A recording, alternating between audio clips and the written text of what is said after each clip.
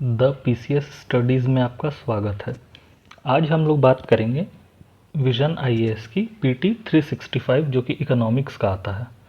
आज हम लोग देखेंगे कि इकोनॉमिक्स के कैसे कैसे क्वेश्चंस जो पीटी में आते हैं बीपीएससी के, और उसमें हमारा इकोनॉमिक्स का विजन पीटी 365 कैसे हेल्पफुल हो सकता है। फ्रेंड्स, ये जो मैगज़ीन है पीटी 365 ये 100+ पेजेस का है, तो हम इसमें से सिर्फ वही क्वेश्चंस या वही टॉपिक्स को कवर करेंगे जो हमारे बीपीएससी एग्ज़ाम में इम्पॉर्टेंट रहने वाला है, क्योंकि ये बहुत लेंदी है और इसमें से सारा कुछ बीपीएससी एग्ज़ाम्स के स्कोप से ज़्यादा का है। तो हम सिर्फ वही टॉपिक्स को डिस्कस करेंगे जो हमारे एग्ज़ाम्स में रेलेवेंट होगा। तो आइए हम देखते हैं कि हमारे एग्ज़ाम्स के लिए कौन कौन से टॉपिक्स रेलेवेंट होंगे। तो मैंने आपको जब अपना एनालिसिस किया था कि 45 दिनों में हम बीपीएससी की तैयारी कैसे करें, तो मैंने आपको बताया था कि जो 69th बीपीएससी में है तो उसमें इकोनॉमिक्स से किस किस तरह के क्वेश्चंस पूछे गए हैं। तो मैंने आपको बताया था ट्रेंड एनालिसिस में कि इकोनॉमिक्स से टोटल 13 क्वेश्चंस पूछे गए थे।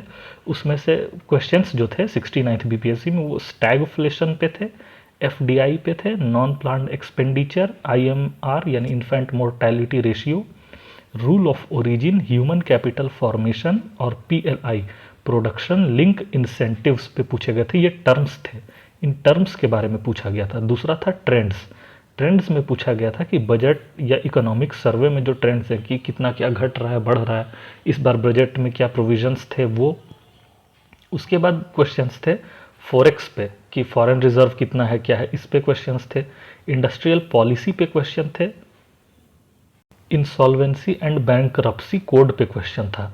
तो इन क्वेश्चंस को देखने से हमें ये पता चलता है कि जो बेसिक टर्म्स हैं इकोनॉमिक्स के उन पे क्वेश्चंस पूछे जाते हैं बीपीएससी में, या जो ट्रेंड्स हैं बजट और इकोनॉमिक सर्वे के या बेसिक इकोनॉमिक्स के उन पे क्वेश्चंस पूछे जाते हैं। तो हम इसी के इर्द गिर्द इन लाइट में ही हम अपने विजन के पीटी 365 को कवर करेंगे।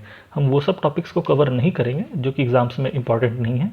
हम इस चीज़ को देखते हुए फॉलो करेंगे कि जैसे कोई इम्पॉर्टेंट टर्म रहा या कोई ट्रेंड रहा तो हम उस पे जो बनने वाले टॉपिक्स हैं सिर्फ उन्हीं टॉपिक्स को कवर करेंगे, ताकि कम समय में हम ज़्यादा से ज़्यादा रिवीजन कर सकें और अपने बीपीएससी एग्ज़ाम में अच्छा से अच्छा स्कोर कर सकें। तो आइए हम स्टार्ट करते हैं। तो आज का हमारा पहला टॉपिक होगा इकोनॉमिक्स पीटी 365 का, जो मेरा खुद का हैंड रिटन नोट्स है। तो उसका पहला टॉपिक होगा जीडीपी एस्टिमेशन इन इंडिया। तो आइए हम देखते हैं कि जीडीपी को इंडिया में हम लोग एस्टिमेट कैसे करते हैं।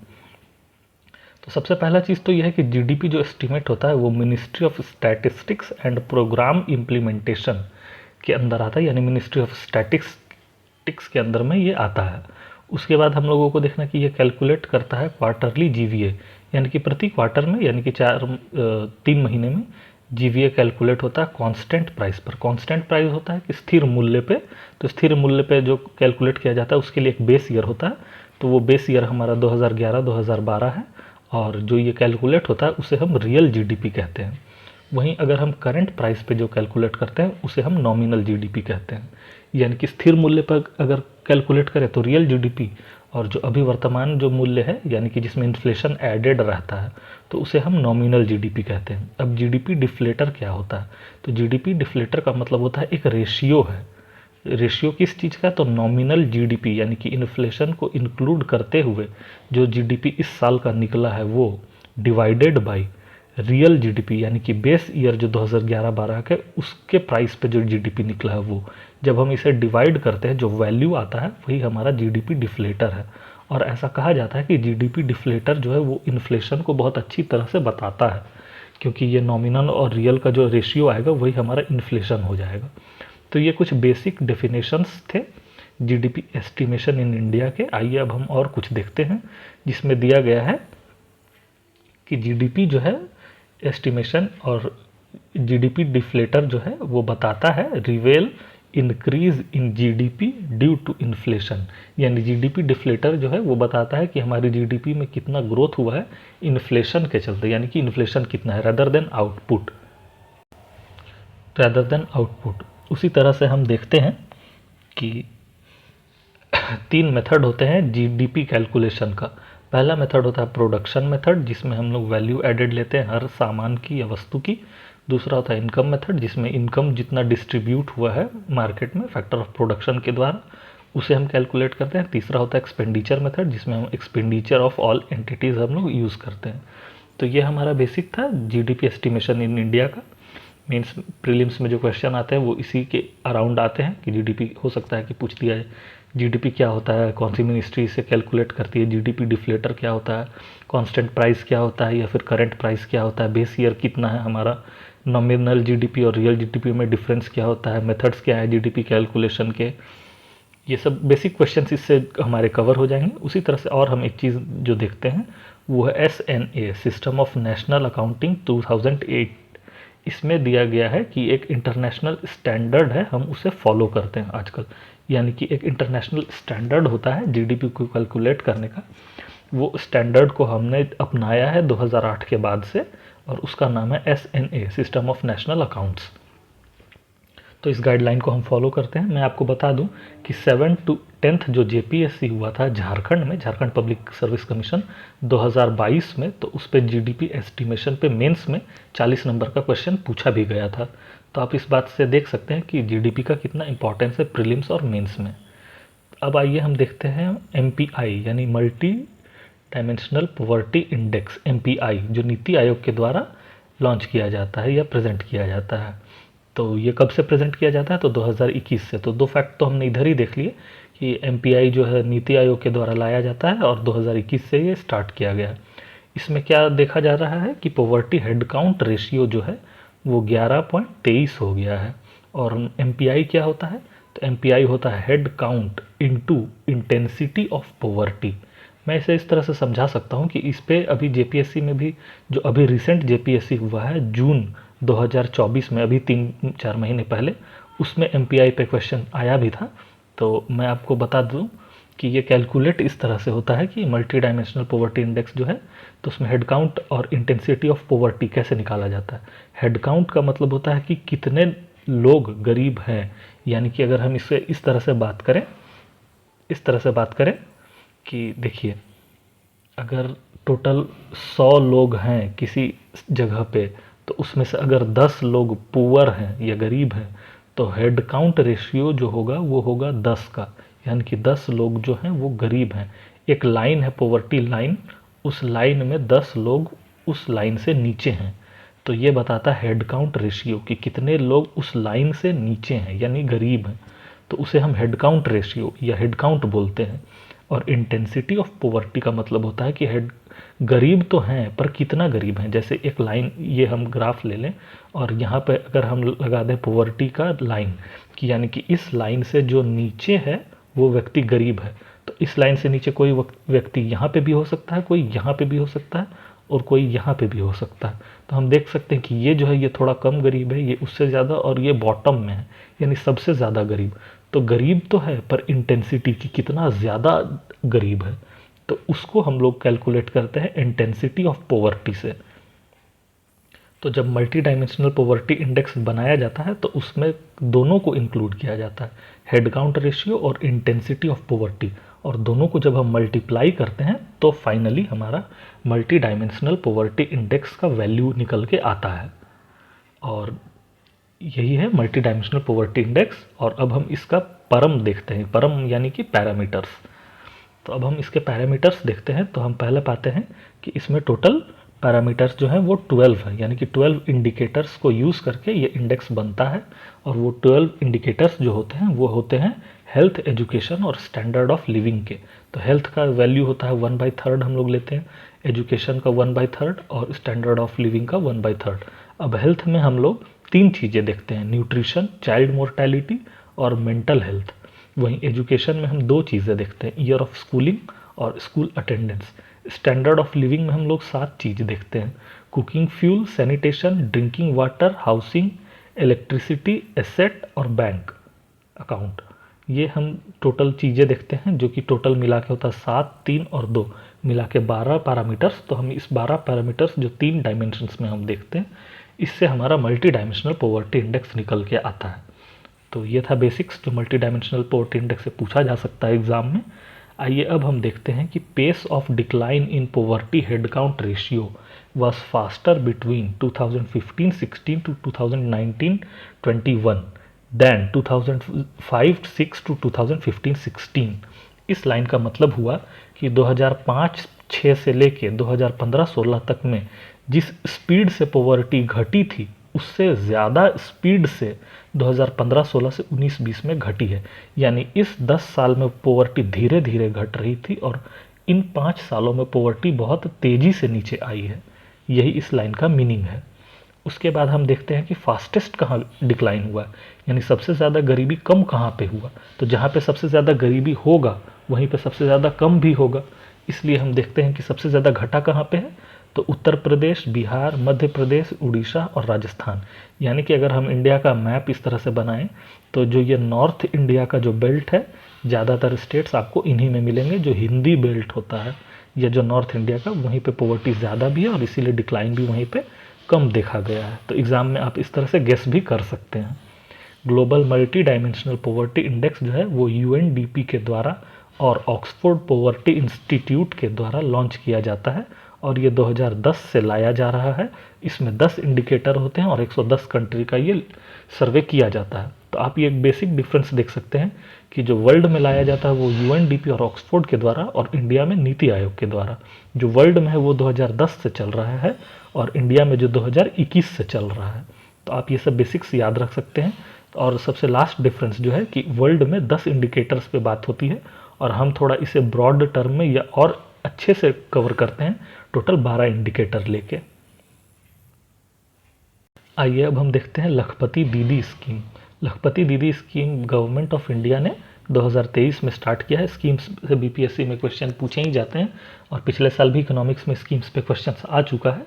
तो आइए अब हम देखते हैं लखपति दीदी स्कीम, जो 2023 में मिनिस्ट्री ऑफ रूरल डेवलपमेंट यानी ग्रामीण विकास मंत्रालय के द्वारा लाया गया था। इसका काम था to enable rural self help group women to earn at least 1 lakh per year.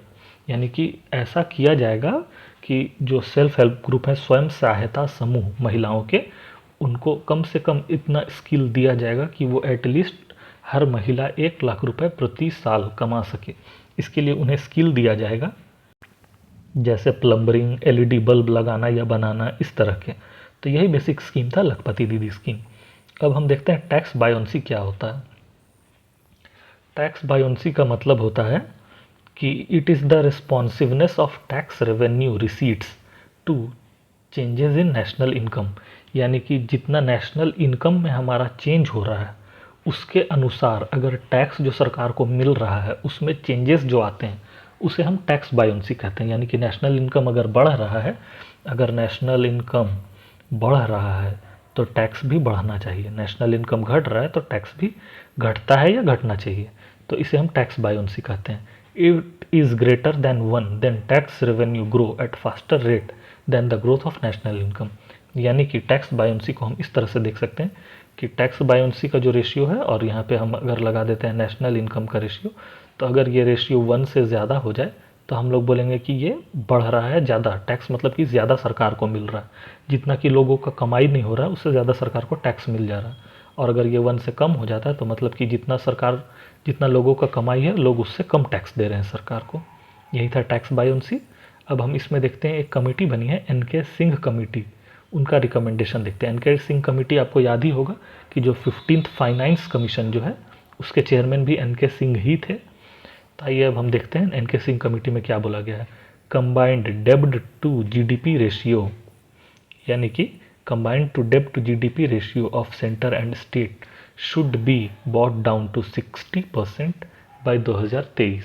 यानी कि हम लोगों को बोला गया है कि जो डेट टू जीडीपी रेशियो, यानी कि यहाँ पे डेट यानी कि उधार बाय जीडीपी जो देश का है, तो उसका जो रेशियो जो है वो 60% होना चाहिए 2023 तक। उसमें 40% भारत सरकार के और 20% स्टेट गवर्नमेंट के होने चाहिए। यानी कि उधार, एक लिमिट होता है उधार लेने का, तो वो भारत सरकार का 40% और स्टेट्स का 20% होना चाहिए और कंबाइंड 60% हो जाना चाहिए 2023 तक। ये रिकमेंडेशंस था इनके सिंह कमीशन का। और ये रिकमेंडेशन हम इस स्लाइड में भी देख सकते हैं। एक है FRBM एक्ट, ये 2002 या 2003 का है। तो इस FRBM एक्ट को physical responsibility and budget management act, इसके भी हम लोग देख सकते हैं रेलेवेंस में कि एन.के. सिंह कमेटी का ये रिकमेंडेशन था कि डेट हमारा इतना ही होना चाहिए। अब इसमें हम देखते हैं स्केप क्लॉज क्या है, कि अगर मान लीजिए कि कभी किसी कारण से हो सकता है कि डेट ज़्यादा भी हो जाए, तो उसे हम कहते हैं स्केप क्लॉज, कि किस कारण में डेट जो है यानी कि उधार सरकार ज़्यादा ले सकती है। तो उसका कारण है कि डेविएशन किस किस सिचुएशन में पॉसिबल है। तो नेशनल सिक्योरिटी का मतलब हो गया कि जैसे टेररिस्ट अटैक हो गया कोई, तो उस सिचुएशन में, या कोई वायरस फैल गया, जैसे कोविड के टाइम पे स्केप क्लॉज का अच्छा यूज़ किया गया था, क्योंकि कोविड जो था वो एक्ट ऑफ गॉड हम लोग बोल सकते हैं, अचानक से हुआ था, तो ये नेशनल सिक्योरिटी का मामला था। उसी तरह से टेररिज्म हो सकता है या एक्ट ऑफ वार हो सकता है, जैसे कि किसी कंट्री से वॉर हो गया जैसे पाकिस्तान से। उसी तरह कैलामिटी जैसे कोविड आ गया या सुनामी आ गया, तो उसकी सिचुएशन में हम ये उधार ज़्यादा ले सकते हैं और इसके लिए स्केप क्लॉज दिया गया है। अब हम देखते हैं पब्लिक डेट, यानी कि सरकार की जो उधारियाँ होती है उसे। तो ये क्या होता है, liabilities payable by central government which are contracted against the consolidated fund of India under article 292।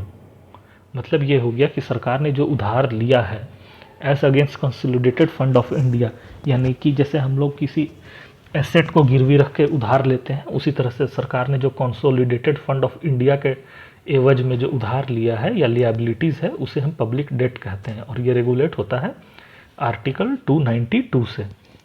तो सेंट्रल गवर्नमेंट जो है वो पब्लिक डेट लेती है, और उसका परसेंटेज जो है वो अभी फ़िलहाल में 57% ऑफ जीडीपी इन मार्च 2023 है। और जनरल गवर्नमेंट डेब्ट जो है उसे हम कहते हैं GOI plus state and UT, यानी सेंट्रल गवर्नमेंट का जो डेट है वो 57% है। भारत सरकार ने 57% ऑफ द जीडीपी उधार लिया है मार्च 2023 तक। और जो जनरल गवर्नमेंट, सेंट्रल गवर्नमेंट यानी भारत सरकार, जनरल गवर्नमेंट यानी कि पूरा ओवरऑल जो डेट यानी उधार है, उसमें हम काउंट करते हैं गवर्नमेंट ऑफ इंडिया, स्टेट और यूटी। अब हम देखते हैं कि डेट जो है वो दो तरह का हो सकता है, एक होता है उधार इंटरनल और दूसरा होता है एक्सटर्नल। तो इंटरनल डेट होता है वो होता है मार्केट सिक्योरिटीज़ पे, यानी कि सरकार गवर्नमेंट सिक्योरिटीज़, ट्रेजरी बिल या नॉन मार्केटेबल सिक्योरिटीज़ देकर उधार ले सकती है। उसी तरह से नॉन मार्केटेबल सिक्योरिटीज़ में हो जाती है इंटरमीडिएट ट्रेजरी बिल या सिक्योरिटीज़ ऑफ स्मॉल सेविंग। इन सब के एवज में सरकार उधार ले सकती है, यानी कि गवर्नमेंट ने जीसेक यानी कि गवर्नमेंट ये लॉन्च किया जीसेक गवर्नमेंट सिक्योरिटीज़, और मान लीजिए ये 1 करोड़ का है या 10 करोड़ का है, तो ये 10 करोड़ का एक पेपर किसी कंपनी को या किसी को भी इशू किया एक पेपर, और उसके बदले में सरकार ने 10 करोड़ मार्केट से उठा लिया।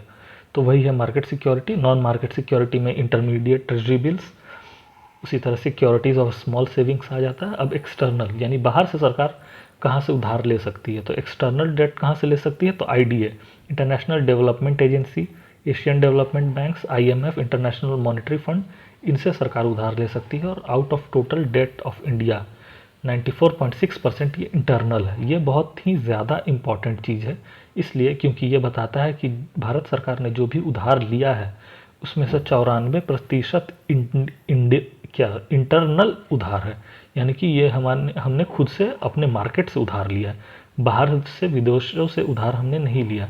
इसका बहुत बड़ा एडवांटेज ये होता है कि अगर वर्ल्ड में स्लम्प डाउन आता है या फिर जो वॉल स्ट्रीट क्रैश होता है, या वर्ल्ड में जो अगर किसी चीज़ की प्राइस बढ़ती है, तो उसका असर हमारे इंडिया पे नहीं होता है। इसका सबसे अच्छा एग्जांपल है कि इज़राइल और हमास का जो वॉर हो रहा है, या फिर रशिया यूक्रेन वॉर, तो इसका जो ग्लोबल इन्फ्लेशन हो रहा है उसका बहुत ज़्यादा असर इंडिया पे नहीं हो रहा है। इसलिए क्योंकि इंडिया ने बाहर से कोई उधार लिया ही नहीं है। 94% इंडिया का खुद अपने देश के अंदर उधार है, और सिर्फ करीब करीब 5.5% विदेशों से उधार है। इस कारण से इंडिया को बहुत ज़्यादा असर नहीं होता अगर वर्ल्ड में कोई भी इनसिक्योरिटी आती है तो। अब हम देखते हैं आउट ऑफ बजट बोरोइंग क्या होता है। तो इसका मतलब होता है refer to borrowing not reflected in the budget, यानी बजट में इस बोरोइंग या इस उधार को दिखाया नहीं जाता है। और ये क्या होता है, it is not part of consolidated और calculation of physical indicators despite implication. मतलब कि इसको कैलकुलेट नहीं किया जाता है फिजिकल इंडिकेटर में, जबकि इसका इम्पैक्ट उस पर पड़ता है, पर इसे कैलकुलेट नहीं किया जाता। ऐसा क्यों? क्योंकि not taken by government directly but another public institution on its direction. मतलब कि भारत सरकार इसे खुद से नहीं लेती है उधार, किसी दूसरे माध्यम से लेती है। इस कारण से इसे बजट में भी नहीं दिखाया जाता और इसका इम्पैक्ट भले ही इकॉनमी पे पड़ता हो पर इसको फिजिकल इंडिकेटर्स में शो नहीं किया जाता। अब हम देखते हैं कि इसका एग्जाम्पल क्या हो सकता है, क्योंकि ऐसे तो समझ में भी नहीं आ रहा है। तो इसका एग्जाम्पल हो जाएगा loan taken by FCI for paying food subsidy bill. यानी कि अगर भारत सरकार में एफसीआई एक इंस्टीट्यूशन है, फूड कॉरपोरेशन ऑफ इंडिया, उसने कोई लोन लिया है फूड बिल को पेमेंट करने के लिए, तो उसे हम बोल सकते हैं कि वो ऑफ बजट बोरोइंग में आता है। उसी तरह से हम अब देखते हैं कि ये एम किस लिए है, क्यों ये ऑफ बजट बोरोइंग किया जाता है। तो इसका एम है बाईपास करने के लिए physical deficit target under FRBM act. मतलब कि गवर्नमेंट बहुत चालाक है, वो चाहती है कि जो एफआरबीएम एक्ट जो हमने अभी पहले ही कवर किया था, बताया था कि उसमें स्केप क्लॉज जो दिया हुआ है तो वो नेचुरल कैलामिटी वगैरह के लिए है, लेकिन अगर जनरल कभी सरकार को ज़रूरत पड़ जाए ज़्यादा लेने का तो फिर वो एन के सिंह कमेटी के जो 60% लोन की जो टर्म है उससे ब्रीच कर जाएगा। तो इसीलिए सरकार चाहती है कि हम ऑफ बजट बोरोइंग ज़्यादा से ज़्यादा करें तो इसके अंडर में वो आने से बच जाएगी, और to avoid borrowing limit under article 293।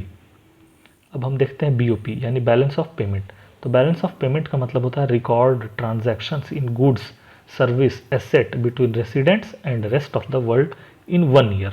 मतलब कि एक साल में इंडिया के या किसी भी देश के नागरिकों ने जो ट्रांजैक्शन किया है किस चीज़ में, तो गुड्स में, सर्विस में या एसेट्स में बाहर से यानी विदेश से, उसे हम कहते हैं बैलेंस ऑफ पेमेंट।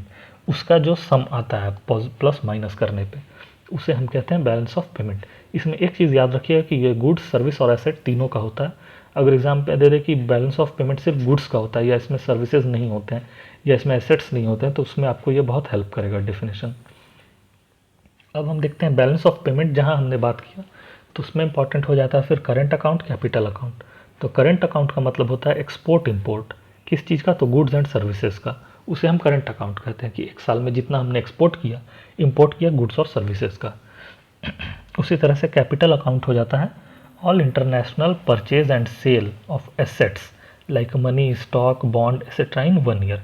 यानी कि करंट अकाउंट में हो जाता है जो हमें डेली यूज़ के सामान खरीदते हैं, जैसे कि शैम्पू खरीद लिया या कुछ भी जो बाहर से आ रहा है, इंपोर्टेड परफ्यूम हो गया, फर्नीचर हो गया, कुछ भी, गाड़ी हो गया, तो उससे हम करंट अकाउंट में जोड़ते हैं। वहीं कैपिटल अकाउंट में हमारा जुड़ता है तो उससे हम कहते हैं एसेट्स में, जैसे गोल्ड खरीद लिया या फिर कुछ ऐसा स्टॉक्स खरीद लिया, बॉन्ड खरीद लिया, फॉरेन मनी खरीद लिया, डॉलर्स, तो उससे हम कैपिटल अकाउंट बोलते हैं। या इन्वेस्टमेंट कर दिया किसी कंपनी में तो वो हो गया कैपिटल अकाउंट। अब हम देखते हैं ट्रांसफ़र पेमेंट क्या होता है। ट्रांसफ़र पेमेंट का मतलब होता है receipts received by residents for free. ये इंपॉर्टेंट चीज़ है कि फ्री। ट्रांसफ़र पेमेंट जो था वो फ्री होता है विदाउट एनी प्रेजेंट और फ्यूचर पेमेंट इन रिटर्न। यानी कि ट्रांसफ़र पेमेंट अगर हमारे पास आ गया तो हमें उसे वापस नहीं करना होता, ये फ्री का हमें मिल जाता है। तो फ्री का कैसे मिल जाता है, तो गिफ्ट्स, किसी ने हमें गिफ्ट कर दिया कोई फॉरेन से, या फिर कोई ग्रांट आ गया, कोई एनजीओ है, कोई सेल्फ हेल्प ग्रुप है, उसे कोई ग्रांट आ गया तो वो रिटर्न नहीं करना होता। या रेमिटेंस, जो हमारे परिवार वाले जो बाहर गए हैं वहाँ जो वो अर्न करके हमें भेज रहे हैं तो वो हमें वापस नहीं करना होता। तो ये सब चीज़ें जो है वो ट्रांसफ़र पेमेंट में आती हैं। तो हमने ट्रांसफ़र पेमेंट का भी डेफिनेशन देख लिया। अब हम देखते हैं बैलेंस ऑफ पेमेंट में करंट और कैपिटल में क्या डिफरेंस होता है। तो करंट अकाउंट जो होता है उसमें विजिबल्स आते हैं, यानी इंपोर्ट एक्सपोर्ट जो होते हैं वो क्या चीज़ विजिबल्स में आता है, तो ऑयल, कार, गोल्ड, यानी कि जो हमें दिखाई देते हैं, टेंजिबल जो चीज़ है, तो वो सब जो हो गया वो करंट अकाउंट में आता है। उसके बाद इनविजिबल्स क्या क्या आता है जो हमें दिखाई नहीं देते, जैसे कि सर्विसेज, यानी कि जैसे टूरिज़्म हो गया या नर्सिंग हो गया, जो इंडिया के नर्सेज जाते हैं, या सॉफ्टवेयर सर्विसेज हो गया, सॉफ्टवेयर्स जो हम बेचते हैं, वो सब हो गया इनविजिबल या इनटेंजिबल। और विजिबल में जो हो गया जो हम गुड्स खरीदते हैं। उसी तरह से और क्या होता है करंट अकाउंट में आता है, तो इनकम, प्रॉफिट, इंटरेस्ट, डिविडेंड, ये जो 4 चीज़ें होती हैं वो, या फिर ट्रांसफ़र, रेमिटेंस, डोनेशन, गिफ्ट जो एक साल में आते हैं उसे हम करंट बोलते हैं। उसी तरह से कैपिटल में क्या आता है, कैपिटल अकाउंट में तो इन्वेस्टमेंट, जो मोटा पैसा जो आया एफडीआई के रूप में या एफआईआई के रूप में। एफआईआई यानी कि किसी कंपनी का स्टॉक्स ले लिया, शेयर्स, डिबेंचर्स जो हमने खरीदा वो एफआईआई में आ गया। या इन्वेस्टमेंट, किसी कंपनी में हमने पैसा लगा दिया, उसमें लैंड खरीद लिया या कोई मशीनरी खरीद ली, तो कैपिटल गुड्स कुछ खरीद लिया तो वो हो गया इन्वेस्टमेंट, या फिर लोन, कहीं हमने लोन ले लिया या लोन दे दिया तो वो हो गया कैपिटल अकाउंट में, बैंक अकाउंट ऑफ एनआरआई। अब एनआरआई ने जो हमारे अकाउंट्स में पैसे डाल दिए तो वो हो गया कैपिटल अकाउंट में। ये डेफिनेशंस और उसके टर्म्स इसलिए इंपॉर्टेंट थे क्योंकि एग्जाम में दे सकता है कि करंट अकाउंट में क्या क्या आता है, इनकम, प्रॉफिट, इंटरेस्ट, डिविडेंड, साथ में दे देगा बैंक अकाउंट ऑफ एनआरआई। तो उसमें हमें एलिमिनेट करना होगा कि बैंक अकाउंट ऑफ एनआरआई नहीं आता, वो कैपिटल में आता है। इस तरह में ये इंपॉर्टेंस हो सकता है। अब हम देखते हैं जीसेक क्या होता है, यानी गवर्नमेंट सिक्योरिटीज़। तो गवर्नमेंट सिक्योरिटीज़ जो होती है वो ट्रेडेबल इंस्ट्रूमेंट होती है issued by government of India या स्टेट गवर्नमेंट्स। मतलब कि सेंट्रल गवर्नमेंट या स्टेट गवर्नमेंट्स जो एक पेपर पे कुछ लिख करके अपना देती है और उसके बदले जो पैसा लेती है उसे हम कहते हैं गवर्नमेंट सिक्योरिटी। एक पेज है, उसमें सरकार ने लिख दिया कि 2025 में हम आपको 10 करोड़ रुपए देंगे, और एक पेज हमें दे दिया, तो उस पेज के बदले में हमसे सरकार ने 10 करोड़ अभी ले लिए और बोला कि 2025 में आप 10 करोड़ मुझसे वापस ले लीजिएगा।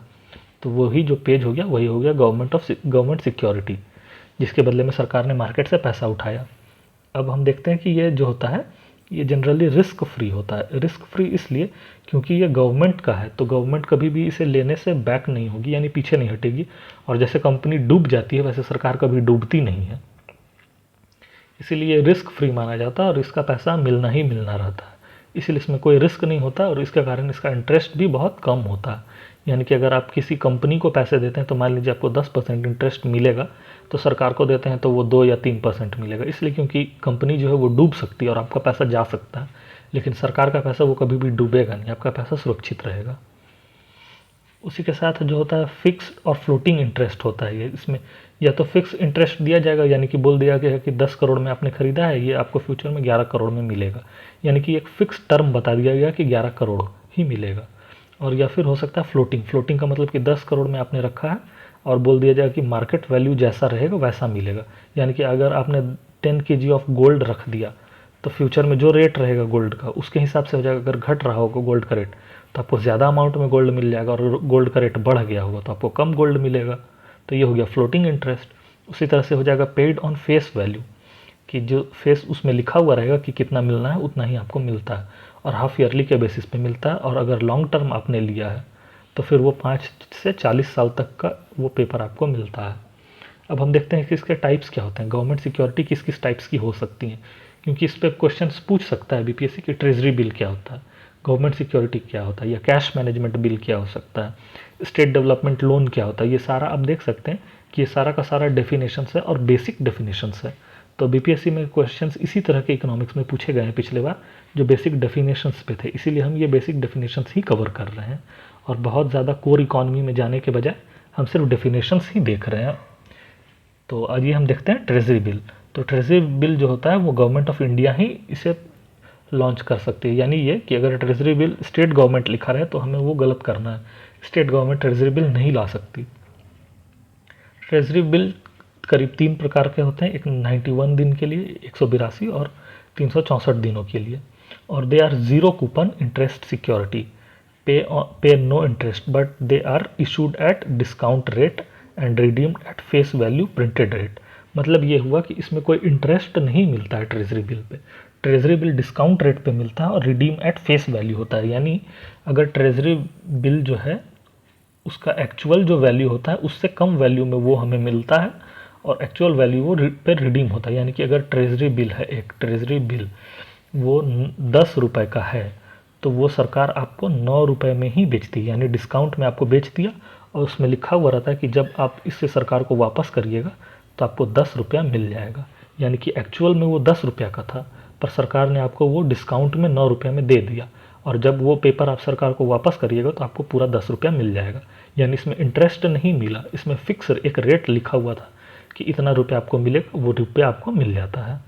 तो यानी कि ये डिस्काउंट पर इशू होता है और रिडीम हो जाता है फेस वैल्यू पे, कोई इंटरेस्ट नहीं मिलता है। अब हम देखते हैं कैश मैनेजमेंट बिल क्या होता है। तो ये सिमिलर होता है ट्रेजरी बिल के साथ ही, पर इसका एक डिफरेंस यही है कि ये 91 दिन से कम।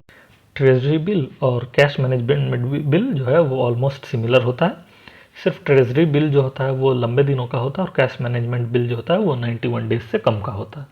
अब हम देखते हैं SDL यानी स्टेट डेवलपमेंट लोन्स।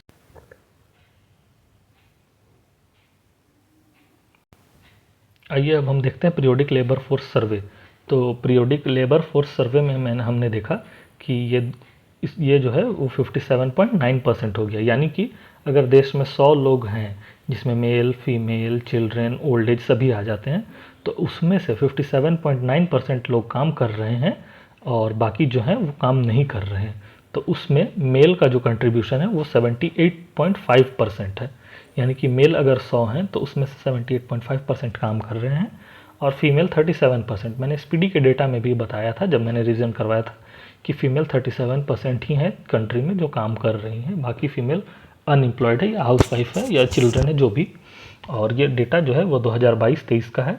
अब हम देखते हैं कि पीरियोडिक लेबर फोर्स सर्वे जो है वो 2017 से आया है और इसे लाती है, पीरियोडिक लेबर फोर्स सर्वे को लाती है NSSO यानी कि नेशनल सैंपल सर्वे ऑर्गेनाइजेशन, और एस्टिमेट किया जाता है एनुअली। किस बेसिस पे? तो करंट वीकली स्टेटस और यूजुअल स्टेटस पे। वीकली स्टेटस जो होता है वो 7 दिन का देखा जाता है कि पिछले 7 दिन में व्यक्ति एम्प्लॉयड था या नहीं, और यूजुअल स्टेटस में 1 साल का देखा जाता है कि पिछले पूरे 1 साल में वो व्यक्ति कितने समय तक के लिए एम्प्लॉयड था। ये वीकली स्टेटस अर्बन एरिया में लिया जाता है, हर 3 महीने में ये चेक किया जाता है, और यूजुअल स्टेटस रूरल और अर्बन दोनों एरिया में चेक किया जाता है और ये प्रति साल चेक किया जाता है। आइए अब हम देख लेते हैं CRR यानी कि कैश रिजर्व रेशियो, ये क्या होता है? तो ये होता है share of banks net demand and time liabilities that is mandated by RBI to be maintained with RBI in liquid form. मतलब कि जो बैंक को जितना भी पैसा आया है उस पैसा में से कितना पैसा बैंक जो है वो अपने लिक्विड फॉर्म में RBI के पास अपना जमा रखती है। जनरली 2-3 या 4% ऐसे जो पैसा बैंक को मिलता है डिपॉजिट्स के फॉर्म में, उसका 2-3 या 4% ये RBI के पास लिक्विड फॉर्म में रखते हैं, यानी कि किसी भी गवर्नमेंट ये लोन के फॉर्म में नहीं, ये लिक्विड फॉर्म में कैश या जीसेक के ट्रेजरी बिल इस फॉर्म में ये रखा जाता है, या SDR के फॉर्म में, SDR जो IMF का होता है उसके फॉर्म में। अब हम देखते हैं net demand and time liability क्या होती है, जो हमने ऊपर पढ़ा। आप ध्यान दे रहे होंगे कि हम सिर्फ डेफिनेशंस को ही देख रहे हैं, क्योंकि BPSC एग्जाम्स में डेफिनेशंस ही ज़्यादा पूछे जाते हैं। जैसे हमने CRR देखा तो उसमें एक टर्म आया NDTL यानी net demand and time liability, तो अब हम उस NDTL को भी देख ले रहे हैं। जैसे NDTL होता है difference between sum of demand and time liability of bank and deposit in form of assets held by other bank. ये आपने समझ गया कि जो टोटल सम होता है जो बैंक के पास है और उसका जो रेशियो होता है दूसरे बैंक के पास जो जमा है उसका। उसी तरह से as per RBI act 1934 all scheduled commercial bank require to maintain CRR, यानी कि जितने भी शेड्यूल कॉमर्शियल बैंक्स हैं, जो शेड्यूल सेकंड जो है शेड्यूल सेकंड RBI एक्ट का, उस एक्ट में जिस जिस बैंक का नाम दिया गया है वो सभी बैंक को ये CRR जमा करना पड़ता है रिजर्व बैंक के साथ। और अब हम देखते हैं कि CRR जो शेड्यूल बैंक है वो कौन है। अब हम जैसे इसमें टर्म आया शेड्यूल कमर्शियल बैंक, तो ये क्या होता है? तो शेड्यूल कमर्शियल बैंक में वैसे बैंक आते हैं, वो या तो पब्लिक बैंक होंगे या प्राइवेट बैंक होंगे या फॉरेन बैंक होंगे या RRB रीजनल रूरल बैंक होंगे या फिर कोऑपरेटिव बैंक होंगे। ऐसे बैंक्स जो हैं उन्हें हम शेड्यूल कमर्शियल बैंक कहते हैं। तो अब आप बोलिएगा कि फिर इसमें बच क्या गया, सारा तो आ ही गया। तो देखिए कौन कौन बच गया, उसका कुछ मैं नाम बता देता हूँ। जैसे उसका कुछ नाम है पेमेंट्स बैंक, जैसे पेटीएम पेमेंट बैंक हो गया, गूगल पेमेंट बैंक हो गया, PhonePe payment bank, Airtel payment bank, इस तरह का जो पेमेंट्स बैंक हो गया।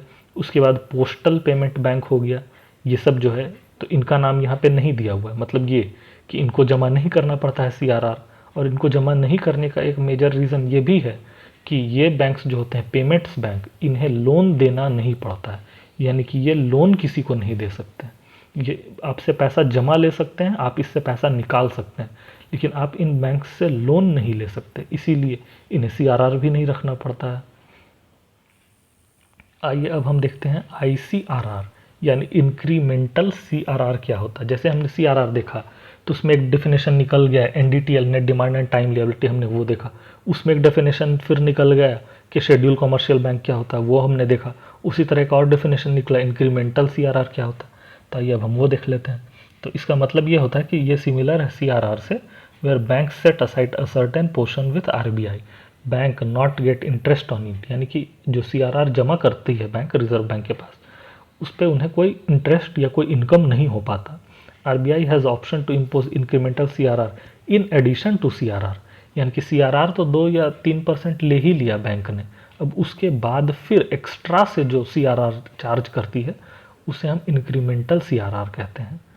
तो अब इसे हम देखते हैं कि to maintain liquidity and inflation, मतलब ये हुआ कि पहले बैंक ने बोला कि रिजर्व बैंक ने कि सीआरआर जो है वो 3% रहेगा, सभी बैंक ने 3% जमा कर दिया, लेकिन अब इन्फ्लेशन बहुत तेज़ी से बढ़ गया, उसे कंट्रोल करना है, या इन्फ्लेशन घट गया, तो बैंक ने बोला कि सीआरआर जो है वो बढ़ाया जाए। तो बढ़ाने के लिए बैंक ने बोला कि अब 1% इंक्रीमेंटल सीआरआर लगेगा, तो सभी बैंक्स को 1% एक्स्ट्रा जमा करना पड़ा। तो जो ये एक्स्ट्रा जमा करना पड़ता है उसे ही हम कहते हैं इंक्रीमेंटल सीआरआर। अब इसका दूसरा मेथड होता है एसडीएफ, यानी स्टैंडर्ड डिपॉजिट फैसिलिटी। इसका मतलब होता है RBI absorb liquidity from banks without giving government security in return to bank, यानी कि बैंक से पैसा ले तो लिया लेकिन बदले में रिजर्व बैंक ने कुछ दिया नहीं, उसे हम कहते हैं स्टैंडर्ड डिपॉजिट फैसिलिटी। बस आपको इतना ही इसमें याद रखना है। अब हम देखते हैं वेज एंड मीन्स एडवांस क्या होता है। तो ये होता है temporary loan facility to central and state government. इसमें इंपॉर्टेंट क्या है कि ये एक टेम्प्रोरी सुविधा है क्या चीज़, तो लोन फैसिलिटी है, किसके लिए, तो सेंट्रल और स्टेट गवर्नमेंट दोनों के लिए। बस आपको इतना ही याद रखना है। अब हम देखते हैं क्रेडिट रेटिंग। तो क्रेडिट रेटिंग जो होता है वो सेबी रेगुलेट करती है इंडिया में। सेबी का मतलब हो गया securities and exchange board of India. आपको मुझे बताना है कि इसके जो चेयरमैन हैं उनका क्या नाम है। चलिए मैं बता देता हूँ कि इनके चेयरमैन का नाम है माधवी पुरी बुश। ये इनकी चेयरमैन का नाम है, ये मैडम है माधवी पुरी बुश, ये इनकी चेयरमैन है। और अभी फ़िलहाल में अडानी हिंडनबर्ग जो केस चल रहा है करप्शन एलिगेशन का, उसमें इन मैडम का नाम है कि इस मैडम ने अदानी को बहुत सारा बेनिफिट्स दिया, इसीलिए इनके ऊपर अभी इन्वेस्टिगेशन भी चल रहा है मैडम के ऊपर। और अब मैं बता दूं कि सेबी जो है वो इंडिया में 1992 में आया था, यानी कि सेबी नाम का institution securities and exchange bank of India 1992 में बना था। ये रेगुलेट करती है क्रेडिट रेटिंग एजेंसीज़ को। टोटल इंडिया में 7 क्रेडिट रेटिंग एजेंसीज़ हैं, जिसमें से कुछ प्रमुख हैं, उनके नाम है क्रिसिल, केयर, इकरा, उसी तरह एक है समीरा। आप ये सब नाम याद कर सकते हैं क्रेडिट रेटिंग एजेंसी के। आइए अब हम देखते हैं सेबी क्या है। तो जैसे मैंने अभी बताया कि सेबी जो है 1992 में बना है। इसमें टोटल 9 मेंबर होते हैं, और 9 मेंबर इस प्रकार से हैं कि एक चेयरमैन है और 4+4 यानी कि टोटल 8 मेंबर्स होते हैं। और ये एक स्टैचूटरी बॉडी है, यानी कि इसके लिए ये एक एक्ट पास हुआ है पार्लियामेंट में, उसके थ्रू आया है। ये इसका काम क्या है, तो इन्वेस्टर्स को रेगुलेट करना, स्टॉक और सिक्योरिटी को रेगुलेट करना।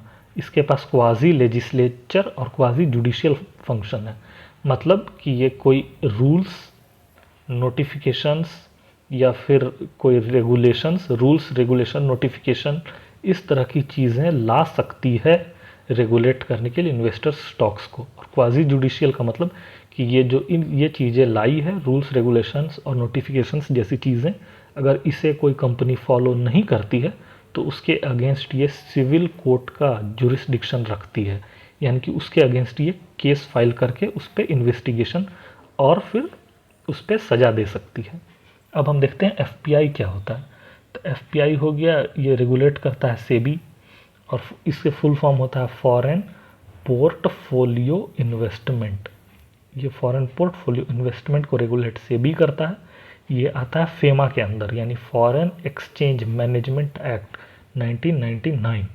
इसका प्राइमरी रेगुलेशन जो है ये एफपीआई का करती है, और ऑल्सो रेगुलेटेड बाय पीएमएलए यानी prevention of money laundering act 2002, ये दोनों से रेगुलेट होता है। उसके बाद हमें देखना है कि ये इन्वेस्टिगेशन करती है फाइनेंशियल एसेट्स का, स्टॉक और बॉन्ड्स का। अब हम देखते हैं सोशल स्टॉक एक्सचेंज क्या होता है। पिछले बार बीपीएससी में ह्यूमन कैपिटल फॉर्मेशन इस चीज़ को पूछा है, और सोशल स्टॉक एक्सचेंज इसी से मिलता जुलता चीज़ है, इसीलिए हम इसे भी देख लेते हैं कि सोशल स्टॉक एक्सचेंज क्या होता है। तो इसका मतलब होता है it is a segment of existing stock exchange that can help social enterprises to raise funds from the public through stock exchange mechanism. यानी स्टॉक एक्सचेंज से अगर कोई सोशल बेनिफिट या कोई समाज कल्याण का काम अगर होता है तो उसके लिए जो फंड रेज किया जाता है उसमें उसे कहते हैं सोशल स्टॉक एक्सचेंज। बस आपको इतना ही याद रखना है। पर्पस इसका क्या होता है, क्यों रेज किया जाता है ये फंड, तो इसके रेज करने का एम जो होता है वो है पोवर्टी, हंगर, माल न्यूट्रिशन, इसे ख़त्म करने के लिए। कौन रेगुलेट करता है, तो सेबी। एलिजिबिलिटी क्या होती है कि 67% रेवेन्यू लास्ट 3 साल का comes from social service and 67% expenditure last 3 साल का सोशल सर्विस में होना चाहिए। यानी कि अगर कोई सोशल स्टॉक एक्सचेंज में लिस्ट होना चाहता है, यानी कि कोई कंपनी है वो चाहती है कि उसे समाज कल्याण के लिए लोग पैसा दें, तो उसके लिए उसका रिक्वायरमेंट है कि उसे पिछले 3 साल में अपना 67% रेवेन्यू यानी कि इनकम दिखाना पड़ता है कि वो समाज सेवा से प्राप्त कर रही है, और 67% अपना एक्सपेंडिचर यानी खर्च कर रही है वो समाज सेवा पे कर रही है, तभी वो सोशल स्टॉक एक्सचेंज में लिस्ट हो सकती है। अब हम देखते हैं एक्सचेंज रेट क्या होता है। तो एक्सचेंज रेट जो होता है वो है एक प्रोसेस डिटरमाइनिंग रिलेटिव वर्थ और value of our currency one currency in terms of another, यानी कि डॉलर बाई रुपया, इस तरह से जो हम लिखते हैं यही हो गया एक्सचेंज रेट का रेशियो। अब ये 3 तरह का होता है, फिक्स टाइप, फ्लोटिंग टाइप या मैनेज टाइप। पहले तो होता है फिक्स टाइप। पहले ज़माने में ये चलता था फिक्स टाइप, यानी कि अगर रख दिया गया कि $1 बराबर 10 रुपया रहेगा, तो आने वाले वो 10 साल तक $1 10 रुपया ही रहेगा, उसमें कोई चेंजेस नहीं आएगा। यही है फिक्स टाइप। एक होता है फ्लोटिंग टाइप। फ्लोटिंग टाइप का मतलब हो गया कि जो कंपनीज जो होती है उसके मार्केट रेट पर ये डिपेंड करता है, यानी कि $1 अगर आज 10 रुपया का है तो कल हो सकता है 11 रुपये का है हो जाए, परसों हो जाए 9 रुपया का। यानी कि ये कम्प्लीटली मार्केट बेस्ड होता है, मार्केट में जो उतार चढ़ाव होते हैं उस पर डिपेंड करता है। और एक होता है मैनेज्ड। इंडिया में अभी मैनेज्ड ही फॉलो किया जाता है, इसलिए क्योंकि ये जनरली जो होता है मार्केट फोर्स पे डिपेंड करता है, लेकिन सेंट्रल बैंक जो है कभी कभी ज़रूरत पड़ने पर इंटरवीन कर सकती है, जैसे रेट्स पे इंटरवीन कर सकती है। जब इंडिया में यही फॉलो होता है मैनेज्ड, क्योंकि यहाँ पे जनरली $1 जैसे अभी मान के चलिए 85 रुपया का है, लेट्स अज्यूम 85 रुपया का $1 है, तो हो सकता है कि ये कल 86 का हो जाए, परसों 84 का हो जाए। लेकिन अगर ऐसा हो गया कि $1 जो है वो अचानक से आज 85 का था, कल 185 का हो गया, या फिर परसों दिखाया जा रहा है कि 10 रुपया का हो गया, तो ये बहुत ज़्यादा का डिफरेंस है। ऐसे में पूरा इंडिया का इकॉनमी ही डिस्टॉर्ट कर जाएगा, पूरा बर्बाद हो जाएगा। तो इस बर्बादी को बचाने के लिए रिज़र्व बैंक फिर इंटरवेन करती है। तो इसीलिए हम इंडिया का स्टॉक एक्सचेंज या फिर फॉर एक्सचेंज रेट को हम मैनेज्ड कहते हैं। अब जनरली ये रेगुलेट जो होता है वो नॉमिनल या रियल इफेक्टिव एक्सचेंज रेट के बेसिस पे होता है, यानी नीर और रीर। नीर और रीर पे मैं बता दूं कि यूपीएससी में प्रीलिम्स में 2000, मुझे याद नहीं है, 2022 में शायद क्वेश्चन पूछा गया, यूपीएससी प्रीलिम्स 2022, तो इसलिए ये भी इम्पॉर्टेंट हो जाता है।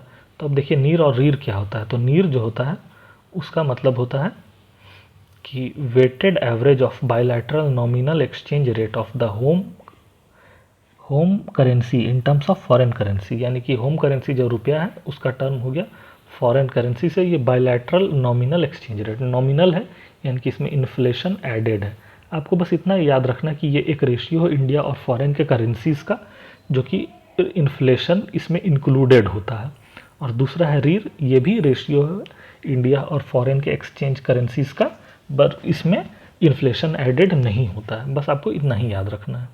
एक्सचेंज रेट का इफेक्ट क्या होता है, तो एक्सचेंज रेट का इफेक्ट इन्फ्लेशन में होता है, इंटरेस्ट रेट पे होता है, ट्रेड पे, कैपिटल फ्लो पे, इकोनॉमी पे, यानी हर कुछ पे हम सोच सकते हैं कि एक्सचेंज रेट का इम्पैक्ट तो पड़ता ही है।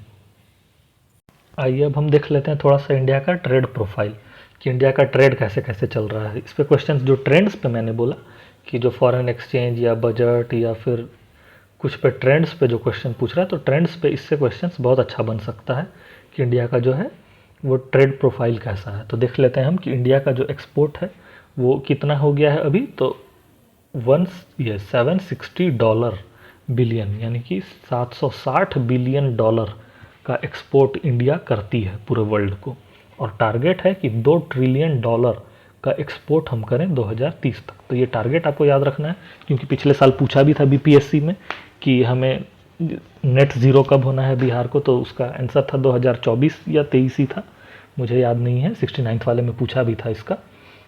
तो आपको ये ट्रेंड याद रखना है कि हमारा जो टारगेट है वो 2 ट्रिलियन तक पहुंचने का है 2030 तक। अब ट्रेड डेफिसिट जो है वो बढ़ गया है। कैसे बढ़ गया? तो मर्चेंडाइज में बढ़ गया है और सर्विसेज में सरप्लस में है। यानी कि हम जो मर्चेंडाइज एक्सपोर्ट जितना का करते हैं, यानी गुड्स, हम जो गुड्स एक्सपोर्ट जितना रुपया का करते हैं उससे ज़्यादा रुपया का गुड्स हम खरीदते हैं विदेशों से, इसलिए हमारा डेफिसिट है, यानी लॉस में हम रहते हैं। और सर्विसेज में जितना ज़्यादा सर्विसेज हम पूरे वर्ल्ड को प्रोवाइड करते हैं उससे बहुत कम सर्विसेज हम पूरे वर्ल्ड से लेते हैं। इस कारण से सर्विसेज में हमें बहुत प्रॉफिट होता है और वो सरप्लस पे है। मगर अगर हम एक्चुअल टर्म्स में देखें तो हम सर्विसेज का ट्रेड बहुत कम करते हैं और मर्चेंडाइज का ज़्यादा, इसीलिए हमारा ओवरऑल जो है वो ट्रेड डेफिसिट ही रहता है जनरली। अब हम देख लेते हैं टॉप एक्सपोर्ट कमोडिटीज़ क्या हैं। तो हम लोग जो एक्सपोर्ट करते हैं उसमें सबसे ज़्यादा हम एक्सपोर्ट करते हैं पेट्रोकेमिकल का, इलेक्ट्रॉनिक्स का, राइस का, केमिकल्स का और ड्रग्स का। और इम्पोर्ट हम कहाँ कहाँ से सबसे ज़्यादा करते हैं? तो चाइना से, यूएसए से, यूएई से, रशिया से। और एक्सपोर्ट कहाँ कहाँ सबसे ज़्यादा करते हैं? तो सबसे ज़्यादा हम यूएसए को करते हैं, फिर यूएई को करते हैं, फिर नीदरलैंड को करते हैं, फिर चाइना को करते हैं। इसमें मैं एक इम्पॉर्टेंट बात आप लोगों को बता दूं कि जो मैंने स्पीडी अभी इस साल का कवर किया था आपके लिए, तो उसमें मैंने ये बताया भी था कि अभी चाइना जो है वो इंडिया का सबसे बड़ा ट्रेडिंग पार्टनर है 2024 में। 2023 तक यूएसए था, यूएसए 2023 में था। पिछले 2-3 सालों से यूएसए रहा था इंडिया का सबसे बड़ा ट्रेडिंग पार्टनर। मगर अभी फिर इस साल चाइना ने यूएसए को रिप्लेस कर दिया है। और अगर पूछा जाए कि इंडिया का सबसे बड़ा ट्रेडिंग पार्टनर कौन सा है इंपोर्ट एक्सपोर्ट मिलाकर, तो सबसे बड़ा चाइना ही इंडिया का ट्रेडिंग पार्टनर है।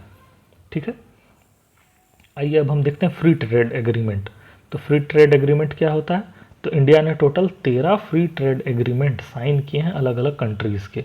और फ्री ट्रेड एग्रीमेंट जो है वो WTO से अथॉराइज्ड होता है, मतलब कि अब WTO ने इसे अप्रूव किया कि हाँ फ्री ट्रेड एग्रीमेंट कर सकते हैं। आइए अब हम देखते हैं नॉन टैरिफ बैरियर क्या होता है। तो एक तो होता है टैरिफ बैरियर। टैरिफ का मतलब होता है टैक्स। तो अगर हमने जैसे टैक्स लगाया कि अगर हम यूएसए से स्टील खरीदते हैं या कोई कार खरीदते हैं तो उसमें 10 रुपये टैक्स होगा, और अगर हम चाइना से खरीदते हैं तो 100 रुपये टैक्स होगा। तो ये हो गया टैरिफ बैरियर कि हमने यूएसए पे 10 रुपये टैक्स लगाया और चाइना पे 100 रुपया। ये हो गया टैरिफ बैरियर, यानी कि पैसों के टर्म्स में, टैक्स के टर्म में। और नॉन टैरिफ बैरियर का मतलब हो जाता है कि जो पैसा या टैक्स के टर्म्स में ना हो। तो इंडिया का जो 80% जो ट्रेड होता है वो subject to non tariff barrier है। मतलब कि इंडिया जो भी कुछ एक्सपोर्ट करता है वर्ल्ड में, तो उसमें ज़्यादातर कंट्रीज़ इंडिया के एक्सपोर्ट्स को नॉन टैरिफ बैरियर लगा देते हैं। जैसे कि यूरोपियन यूनियन इंडिया के कौन कौन से गुड्स पे इशू कर रहा है?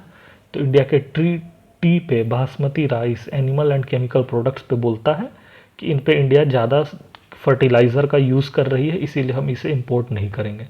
तो ये हो गया नॉन टैरिफ बैरियर। जापान किस किस चीज़ पे करता है? तो श्रिम्प पे, मेडिसिन्स पे, अपैरल्स पे।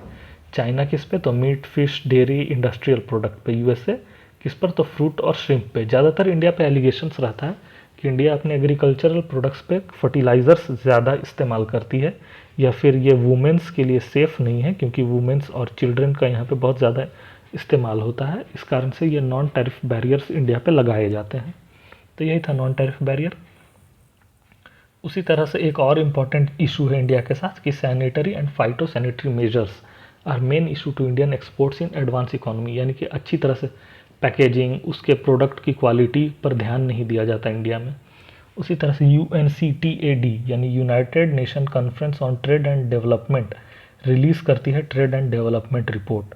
ये इंपॉर्टेंट है, ट्रेड एंड डेवलपमेंट रिपोर्ट किसके द्वारा? तो UNCTAD के द्वारा। आइए अब हम देखते हैं WTO। तो WTO में अभी इंपॉर्टेंट न्यूज़ में चल रहा है डिस्प्यूट सेटलमेंट। WTO 1994 में जो उरुग्वे राउंड ऑफ डिस्कशन हुआ था उसके बाद आया था 1 जनवरी 1995 को WTO लॉन्च हुआ था। उरुग्वे राउंड ऑफ डिस्कशन जो चला था 1986 से 1994 तक। तो इस डिस्कशन के बाद WTO आया था। अब हम देख लेते हैं कि WTO में डिस्प्यूट जो है 2 तरह से रिजॉल्व किया जाता है, यानी कि उसे सुलझाया जाता है। पहला तो है कि पार्टीज म्यूचुअली एग्री, यानी खुद से सुलझाने की कोशिश, या फिर अगर सुलझ नहीं पा रहा है तो फिर एडजुकेट करें और अपीलेट करें, यानी कि पहला तो केस फाइल करें, जो फैसला आएगा उसके खिलाफ फिर हम अपील करें। तो यही है। तो कैसे कैसे होता है? तो पहला होता है कि खुद से सॉल्व करने की कोशिश। दूसरा है कि हम वो लोग वो जुडिशरी के पास दें, जो डिस्प्यूट सेटलमेंट पैनल है उसके पास। अगर जो ये पैनल का फैसला है उससे हम सेटिस्फाई नहीं हैं तो फिर हम उस फैसले को चैलेंज करते हैं अपीलेट बॉडी पे। और ये अपीलेट बॉडी जो है वो अभी लगभग ख़त्म सी हो गई है, क्योंकि यूएसए और चाइना का जो कॉन्फ्लिक्ट चल रहा है डब्ल्यूटीओ पे, उसके कारण से ये लगभग ख़त्म हो गई है और ये सॉल्व अभी नहीं हो पा रहा है, क्योंकि इसमें अभी मेंबर्स जो हैं वो हैं ही नहीं, यूएसए अपॉइंट ही नहीं होने दे रहा है मेंबर्स। अब आइए हम देखते हैं कि WTO not defined develop and developing countries, यानी कि डब्ल्यूटीओ नहीं रिकॉग्नाइज करता है कि कौन सी कंट्री डेवलप है या डेवलपिंग है। ये कंट्रीज़ जो है खुद से सेल्फ डिक्लेयर करते हैं, यानी कि इंडिया जैसे ये डब्ल्यूटीओ में बोल दिया कि हम डेवलपिंग हैं तो उसे मान लिया गया डेवलपिंग है, चाइना बोल दिया तो चाइना को भी मान लिया गया। वहीं अभी यूएसए जो है बहुत ज़्यादा चाइना पे फोर्स कर रहा है कि चाइना डेवलपिंग कंट्री नहीं है, क्योंकि डब्ल्यूटीओ के पास खुद का कोई लिस्ट नहीं होता, या इसलिए डब्ल्यूटीओ ये फैसला नहीं कर पाती कि कौन डेवलपिंग है या नहीं है। ये कंट्रीज़ खुद से डिक्लेयर करती है, इसलिए चाइना ने अभी खुद से ही डिक्लेयर करके रखा है कि वो डेवलपिंग है और यूएसए बोल रहा है कि चाइना डेवलपिंग नहीं है। अब हम देखते हैं कि India has steadily increasing food grain production in last 7 year. ये एक ट्रेंड हो गया कि अगर पूछा जाए कि फूड ग्रेन प्रोडक्शन बढ़ रहा है तो हाँ बढ़ रहा है। इंडिया का फूड ग्रेन जो प्रोडक्शन है वो पिछले 7 सालों से लगातार बढ़ रहा है और 2022 में इंडिया ने 315 million tonne food grain production किया है। आइए अब हम देखते हैं डी डॉलराइजेशन, यानी कि डॉलर से हम दूर हट रहे हैं। क्यों?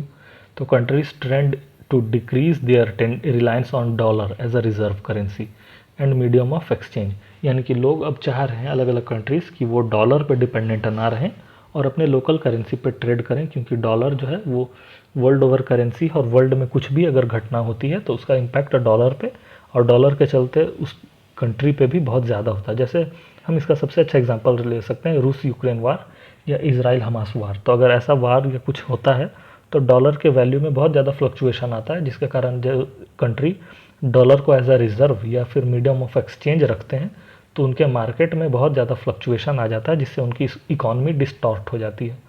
तो इस कारण से लोग चाह रहे हैं कि वो डॉलर का इस्तेमाल कम से कम करें और अपने लोकल करेंसी में ही म्यूचुअल ट्रेड करें। तो इसके लिए एक ब्रिक्स ने बहुत अच्छा इनिशिएटिव लिया है कि ब्रिक्स नेशन जो है वो ट्राई कर रहे हैं ब्रिक्स करेंसी की, यानी ब्रिक्स करेंसी ऐसा करेंसी होगा जिससे ब्रिक्स कंट्रीज़ के जो मेंबर्स हैं वो आपस में ट्रेड करेंगे। आपको मुझे कमेंट बॉक्स में ये बताना है कि फ़िलहाल में ब्रिक्स में कितने मेंबर्स हैं। BRICS, यानी ब्राज़ील, रशिया, इंडिया, चाइना और साउथ अफ्रीका। ये तो पहले थे, अभी इसमें 5 मेंबर और ऐड हुए हैं और टोटल ब्रिक्स में 10 मेंबर हैं अभी फ़िलहाल में। आपको मुझे वो 5 जो नए मेंबर ऐड हुए हैं उनके नाम कमेंट बॉक्स में बताने हैं। अब हम देखते हैं कि इंडिया मलेशिया जो है उसने ट्रेड स्टार्ट किया है डॉलर रुपया में। उसी तरह से इंडिया UAE या फिर इंडिया और रशिया, इंडिया बांग्लादेश, ये सारे जो कंट्रीज़ हैं वो ट्राई कर रहे हैं कि इंडियन रुपी में ट्रेड हो ताकि डॉलर का इस्तेमाल कम से कम हो। India to 25 currency swap agreements with UAE, SAARC etcetera, यानी कि म्यूचुअल इंडियन करेंसी या उस देश के करेंसी में ट्रेड करने के लिए 25 एग्रीमेंट इंडिया ऑलरेडी कर चुका है। अब हम देखते हैं मसाला बॉन्ड क्या होता है। तो मसाला बॉन्ड जो होता है उसका नाम है रूपी डिनोमिनेटेड बॉन्ड, जो कि issued by Indian entities to raise money from oversea market, यानी कि अगर किसी इंडियन कंपनी को विदेशों से पैसे लेने हैं तो वो यूज़ करती है मसाला बॉन्ड, जिसके थ्रू विदेशों से पैसे उठाए जाते हैं। और ये 2014 में लॉन्च हुआ था और केरला जो है वो पहला ऐसा स्टेट है जिसने मसाला बॉन्ड इशू किया था। मसाला बॉन्ड पे यूपीएससी में भी क्वेश्चन पूछे जा चुके हैं प्रीलिम्स में, इसीलिए हो सकता है कि ये इंपॉर्टेंट हो।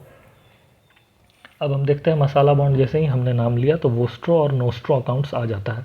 जैसे वोस्ट्रो अकाउंट होता है corresponding bank hold on behalf of another bank, enable domestic banks to provide international banking services to client, provided SWIFT code transfer, forex transfer etcetera. मैं आपको सिंपल भाषा में बता दूं वोस्ट्रो और नोस्ट्रो अकाउंट्स क्या होते हैं। यानी कि अगर इंडियन कोई बैंक है, उसको चाइना के बैंक से पैसे लेने हैं, मतलब चाइना से पैसे लेने हैं, तो चाइना से डायरेक्ट अगर वो पैसा लेता है तो उससे कोई फ़ायदा नहीं होगा, क्योंकि वो चाइनीज़ रुपया इंडिया चाइनीज़ जो करेंसी होगी जो रिम्बिनदेबी के नाम से है, तो चाइनीज़ रिम्बिनदेबी अगर इंडिया ले लेती है तो उससे कोई फ़ायदा नहीं होगा, इंडिया में कोई यूज़ का नहीं रहेगा। इसीलिए इंडियन बैंक जो है वो चाइनीज़ बैंक को इंडियन रुपया उतना दे देती है और वहाँ से वो चाइनीज़ करेंसी ले लेती है। इस तरह से ये एक्सचेंज होता है ताकि ये बैंक जो है अपने अपने करेंसी में काम कर सके। इसके लिए चाइना का एक रिप्रेजेंटेटिव बैंक इंडिया में रहता है और इंडिया का एक चाइना में रहता है। इस यही अकाउंट को हम लोग बोलते हैं, जो इंडियन बैंक चाइनीज़ बैंक में खोले या चाइनीज़ बैंक जो इंडियन बैंक में खोले, उसे ही हम वोस्ट्रो और नोस्ट्रो अकाउंट्स बोलते हैं, जैसे कि फॉरेन करेंसी का अच्छे से स्वैप हो सके और इस्तेमाल किया जा सके। आइए अब हम रेमिटेंस देखते हैं। तो रेमिटेंस जो है टॉप रिसीवर में है, सबसे पहला इंडिया, फिर मेक्सिको, फिर चाइना। और इंडिया जो रिसीव जो है मैक्सिमम करता है यूएसए से, यूएई से, यूके से। मतलब कि इंडिया को रेमिटेंस जो सबसे ज़्यादा आता है वो यूएसए से आता है, फिर यूएई से, फिर यूनाइटेड किंगडम से। और टॉप रिसीविंग स्टेट्स में सबसे ज़्यादा रेमिटेंस किस राज्य को मिलता है, तो वह है महाराष्ट्र, केरला और तमिलनाडु। हम बिहार को भी रेमिटेंस बेस्ड इकोनॉमी कहते हैं। ये इंटरव्यू में कई बार पूछा गया है कि रेमिटेंस बेस्ड इकोनॉमी से आप क्या समझते हैं, और Bihar as a remittance based economy है, आप इसे कैसे जस्टिफाई करते हैं। ये इंटरव्यू में बहुत ही कॉमन और बार बार पूछा गया सवाल है बीपीएससी के लिए। आइए अब हम देखते हैं आईएमएफ कोटा। तो आईएमएफ कोटा क्या होता है? तो कोटा जो है उसका फॉर्मूला होता है 50% of GDP, 30% openness of economy, 50% economic variability और 5% फॉरेन एक्सचेंज का स्टॉक। आईएमएफ कोटा भी हो सकता है। ये सब आप देख सकते हैं कि ये सब बहुत बेसिक डेफिनेशंस हैं इकोनॉमी के, और करंट में भी रहते हैं। इसी तरह के क्वेश्चंस पिछले बार इकोनॉमी में पूछे गए थे, जिसके कारण बहुत सारे स्टूडेंट्स का इकोनॉमी का सेक्शन बहुत ख़राब गया था बीपीएससी में। तो अगर आप इस तरह के डेफिनेशंस करके जाते हैं तो हो सकता है कि आपके बीपीएससी का जो अपकमिंग एग्ज़ाम है 70th का, वो बहुत अच्छा जाए, इकोनॉमिक्स के क्वेश्चंस आपसे आसानी से बन जाएँ। इसलिए हमारा यही टारगेट है कि हम जो बेसिक्स है जैसे इकोनॉमिक्स के, पॉलिटी के, साइंस एंड टेक के, वो कवर करें। तो हम देखते हैं कि आईएमएफ कोटा जो है वो 50% जीडीपी, 30% ओपननेस, 15% इकोनॉमिक वेरिएबिलिटी और 5% फॉरेक्स एक्सचेंज पे डिपेंड करता है। ये जैसा जिस कंट्री का रहता है उस हिसाब से उसे कोटा मिलता है। अब कोटा जो होता है वो डोमिनेटेड होता है एसडीआर में, यानी कि एसडीआर के टर्म्स में कोटा दिया जाता है। एसडीआर के टर्म्स में कोटा दिया जाता है और in the IMF unit of account, यानी कि अगर आईएमएफ कुछ लेती है तो वो है एसडीआर। एसडीआर यानी कि अगर इंडिया को 1 करोड़ रुपया देना है, 1 करोड़ रुपया देना है या 100 करोड़ रुपया देना है, तो ये रुपया के फॉर्म में नहीं, एसडीआर के फॉर्म में इंडिया को ये देना होगा। It decided by voting power of member, यानी कि जो कोटा है वो वोटिंग पावर को भी डिसाइड करता है कि किस कंट्री का वैल्यू कितना रहेगा वोट का, यानी कि 1 कंट्री 1 वोट यहाँ पे फॉलो नहीं होता है। जिस कंट्री की इकोनॉमी जितना ज़्यादा रहेगा, उसका कोटा जितना ज़्यादा रहेगा आईएमएफ में, एसडीआर जितना ज़्यादा रहेगा, उतना वोटिंग पावर उसके पास ज़्यादा रहेगा। 1 कंट्री 1 वोट जो डेमोक्रेसी वाला सिस्टम है यहाँ पे फॉलो नहीं होता है। 1 वोट पर SDR of 1 lakh of quota, यानी कि अगर किसी के पास, किसी कंट्री के पास एसडीआर है 1 लाख एसडीआर, तो उसका 1% वोट होता है। और इंडिया के पास 2.75 एसडीआर का कोटा है और वोटिंग राइट इंडिया को 2.6% है। यानी कि कोई भी वोटिंग होती है तो अगर इंडिया वोट देता है तो उस वोट का वैल्यू 2.63% होता है। और इंडिया के पास कोटा है लोन लेने का, इतना परसेंट लोन इंडिया ले सकता है, 2.75%। रिपोर्ट्स जो आईएमएफ लाती है वो है world economic outlook, global financial stability report. ये रिपोर्ट बहुत ज़्यादा इंपॉर्टेंट है क्योंकि ये यूपीएससी में भी बहुत बार पूछा जाता है और बीपीएससी में भी, या हर पीसीएस में ये पूछा जाता है कि जैसे वर्ल्ड इकोनॉमिक आउटलुक रिपोर्ट कौन लाती है, तो ये IMF, global financial stability report जो है वो लाती है आईएमएफ। आइए अब हम एक स्कीम देख लेते हैं, पीएम प्रणाम। तो पीएम प्रणाम स्कीम जो है उसका फुल फॉर्म है programme for restoration, awareness generation, nutritional and amelioration of mother earth. इतना लंबा हमें याद नहीं रखना है, लास्ट का याद रख लीजिए। मदर अर्थ एक इंपॉर्टेंट टर्म है अजीब टाइप का जो है, एमिलियोरेशन वो याद रख लीजिए, आपका काम हो जाएगा। पीएम प्रणाम ये क्या है स्कीम है? To promote alternate fertiliser and balance use of chemical fertiliser, यानी कि जो हमारे ऊपर एलिगेशन लगता है पूरे वर्ल्ड का कि हम बहुत ज़्यादा फर्टिलाइज़र यूज़ करते हैं और उसका हेल्थ पे भी बहुत ज़्यादा इशू है, तो उसे कंट्रोल करने के लिए हम बैलेंस यूज़ करेंगे फर्टिलाइज़र का और अल्टरनेट फर्टिलाइज़र का, यानी कि जो नुकसान करता है फर्टिलाइज़र उसके जगह हम कोई दूसरा फर्टिलाइज़र यूज़ करेंगे या फिर ह्यूमस या मैन्योर का इस्तेमाल करेंगे। तो उसी को प्रमोट करने के लिए पीएम प्रणाम स्कीम लाया गया है। इसमें क्या होगा? तो यूरिया सब्सिडी दिया जाएगा जो कि एक्सटेंड कर दिया गया 2025 तक। और क्या किया जाएगा, मैक्सिमाइज़ किया जाएगा इंडिजिनस प्रोडक्शन ऑफ यूरिया, ताकि विदेशों पे डिपेंडेंस न रहे यूरिया को लेकर के। फॉर सेल्फ सफिशिएंसी बाय 2025, यानी कि 2025 तक हम यूरिया के लिए सेल्फ सफिशिएंट हो जाएंगे। इसके लिए आप ये भी याद रख सकते हैं कि नैनो यूरिया प्लांट इंडिया में हर जगह लगाया जा रहा है। सबसे पहले वर्ल्ड इंडिया का नैनो यूरिया प्लांट गुजरात में लगाया गया, और बिहार में जो नैनो यूरिया प्लांट लगाया गया है वो लगाया गया है पूर्णिया में। इसे आपको याद रखना है, एग्ज़ाम में इससे क्वेश्चन बन सकते हैं। उसी तरह से यूरिया जो है वो इंडिया में सबसे ज़्यादा कंजम्पशन होता है 2/3, यानी कि अगर टोटल इंडिया में इतना बड़ा एग्रीकल्चरल लैंड है और इसे हम 3 भाग में बांटें तो ये इतना बड़ा भाग में सिर्फ और सिर्फ यूरिया ही इंडिया में यूज़ होता है, यानी कि यूरिया का यूज़ इंडिया में बहुत ज़्यादा है। और पोटाश जो है वो मेट होता है इम्पोर्ट से, यानी कि इंडिया में पोटाश जो है वो पाया नहीं जाता और इसे मैक्सिमम हम इंपोर्ट ही करते हैं। India is world's largest importer of phosphorus, यानी कि आपको याद रखना है कि यूरिया और जो NPK होता है NPK, तो यूरिया से तो नाइट्रोजन मिल गया, लेकिन फॉस्फोरस और पोटाशियम, इन दोनों के लिए फॉस्फोरस और पोटाशियम ये दोनों ही हम इंपोर्ट करते हैं और इंडिया में ये पाया नहीं जाता। इस कारण से जो हम फर्टिलाइज़र यूज़ करते हैं वो इंडिया के लिए बहुत महंगा पड़ता है और सरकार को सब्सिडी देनी पड़ती है और इंपोर्ट भी करना पड़ता है, इंपोर्ट डिपेंडेंसी रहता है। इसी चलते हमारा ये टारगेट है PM प्रणाम स्कीम से कि हम अल्टरनेट फर्टिलाइज़र को यूज़ करें, यूरिया में सेल्फ सफिशिएंट हो जाए 2025 तक। और सबसे ज़्यादा हम इंपोर्ट कहाँ से करते हैं फॉस्फोरस, तो वेस्ट अफ्रीका से। मेजर प्रोड्यूसर अब हम देख लेते हैं कि मिल्क का मेजर प्रोड्यूसर कौन है, तो यूपी। एग का कौन है, तो आंध्र प्रदेश। मीट का यूपी। वूल का राजस्थान। ये 20th लाइव स्टॉक सेंसस का डाटा है, ये हमने देख लिया। अब आइए हम देखते हैं नेशनल टर्मरिक बोर्ड।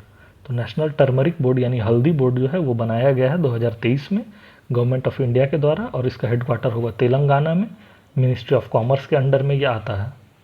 आपको मुझे बताना है कि largest turmeric producer state India का कौन सा है, यानी कि कहाँ हल्दी सबसे ज़्यादा प्रोड्यूस की जाती है स्टेट में। आइए अब हम देख लेते हैं सोशल इम्पैक्ट बॉन्ड। अभी हमने थोड़ी देर पहले देखा था सोशल स्टॉक एक्सचेंज, उसी से ये रिलेटेड है सोशल स्टॉक बॉन्ड। इसका काम होता है finance mechanism in which government enter into agreement with social service provider like NGO and investor to pay for delivery of predefined social outcomes, यानी सरकार जो है वो लोन लेती है या फिर काम को ट्रांसफ़र करती है NGO और इन्वेस्टर्स को बॉन्ड के मैकेनिज्म से, उसे हम सोशल बॉन्ड बोलते हैं। आइए अब हम देखते हैं नाबार्ड 1982 में जो कि बना है। ये नाबार्ड का क्या काम है, तो ये मिनिस्ट्री ऑफ फाइनेंस के अंडर आता है। बहुत लोग इसमें कंफ्यूज होते हैं कि ये मिनिस्ट्री ऑफ रूरल डेवलपमेंट के अंडर में आता है, तो आप ध्यान रखिएगा कि नाबार्ड जो है वो मिनिस्ट्री ऑफ फाइनेंस के अंडर में आता है। 1982 में ये बना है और ये होली ओन GOI है, यानी कि पूरी तरह से ये गवर्नमेंट ऑफ इंडिया के अंडर में है। इसमें किसी का भी और कोई भी का शेयर नहीं है, जैसे RBI का, ये स्टेट गवर्नमेंट का इसमें ओनरशिप नहीं है, ये कम्प्लीटली भारत सरकार के अंडर में आती है। अब हमें ये देखना है कि नाबार्ड का काम क्या है, तो लोन देना, रूरल एरिया का डेवलपमेंट। किसको और लोन देना, FPO यानी फार्मर प्रोड्यूसर ऑर्गेनाइजेशंस। पैक्स यानी primary agricultural credit society, PACS को लोन देना, FPO को लोन देना, रूरल एरिया को लोन देना, डेवलपमेंट के लिए लोन देना, सपोर्ट करना रीजनल रूरल बैंक्स को या कोऑपरेटिव बैंक्स को। ये सब नाबार्ड का काम है, 1982 में आई है। अब हम देखते हैं क्रिटिकल मिनरल क्या होता है। तो क्रिटिकल मिनरल एक ऐसा मिनरल्स होता है कि जो कि बहुत ही ज़रूरी है, यानी इसेंशियल मॉडर्न डे टेक्नोलॉजी के लिए, यानी कि प्रेजेंट में जो अभी टेक्नोलॉजी यूज़ हो रही है वर्ल्ड में, उस टेक्नोलॉजी को यूज़ करते रहने के लिए हमें क्रिटिकल मिनरल्स की बहुत ज़्यादा ज़रूरत होती है।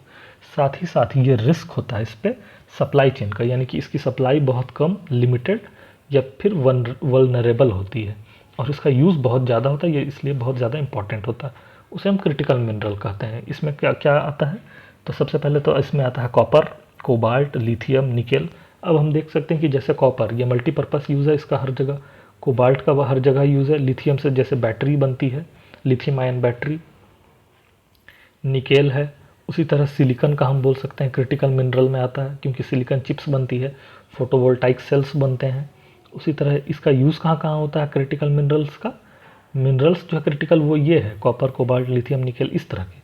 और इसका इस्तेमाल कहाँ होता है, तो मोबाइल में, कंप्यूटर में, बैटरी में, इलेक्ट्रिक व्हीकल में, सोलर पैनल में, इंडिया ने टोटल जो है अपना एक लिस्ट जारी किया, यानी कि हर कंट्री अपना एक लिस्ट जारी करती है और बताती है कि उसके कौन कौन से उसके लिए क्रिटिकल मिनरल हैं। तो इंडिया ने हाल ही में क्रिटिकल मिनरल का लिस्ट जारी किया जिसमें बताया है कि इंडिया के टोटल 30 मिनरल्स जो हैं वो क्रिटिकल मिनरल इंडिया मानती है। आइए अब हम देखते हैं SEZ, यानी कि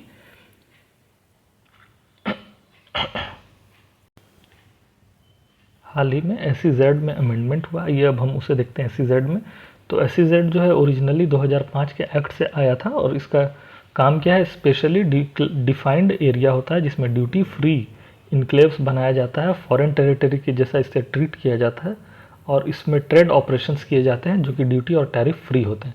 यानी कि इंडिया का ही एक ऐसा पार्ट होगा जिसे हम SEZ डिक्लेयर कर देंगे 2005 के एक्ट से, जिसमें इंपोर्ट और एक्सपोर्ट जो है वो ड्यूटी फ्री होगा और इसका काम होता है प्रमोट करना ट्रेड, इंपोर्ट और एक्सपोर्ट को। टोटल इंडिया में 276 SEZ फिलहाल में प्रेजेंट हैं।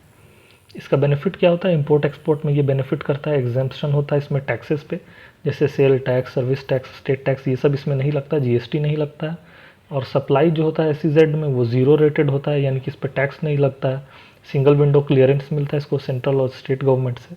आइए अब हम फिर से देख लेते हैं प्रोडक्शन लिंक्ड इंसेंटिव्स। ये जो पिछले BPSC में क्वेश्चन भी इससे पूछा गया था वही है ये इंट्रोड्यूस किया गया था 2020 में। प्रमोट करता है ये मैन्युफैक्चरिंग मल्टीपल सेक्टर्स में, यानी कि ये मैन्युफैक्चरिंग को प्रमोट करने के लिए लाया गया था। इंसेंटिवाइज करता है performance of organisation to transform India into manufacturing hub, यानी कि इसका एम है कि इंडिया को मैन्युफैक्चरिंग हब बनाया जाए।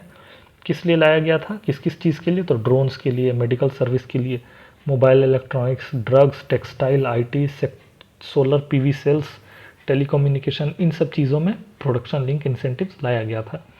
अब गवर्नमेंट का ये चाह रही है कि हम फर्दर और इसमें एडिशन नहीं करें और ज़्यादा सेक्टर्स को प्रोडक्शन लिंक इंसेंटिव्स के अंदर नहीं लाएं, क्योंकि इसमें जो गवर्नमेंट सब्सिडी देती है उससे गवर्नमेंट को बहुत ज़्यादा नुकसान हो रहा है।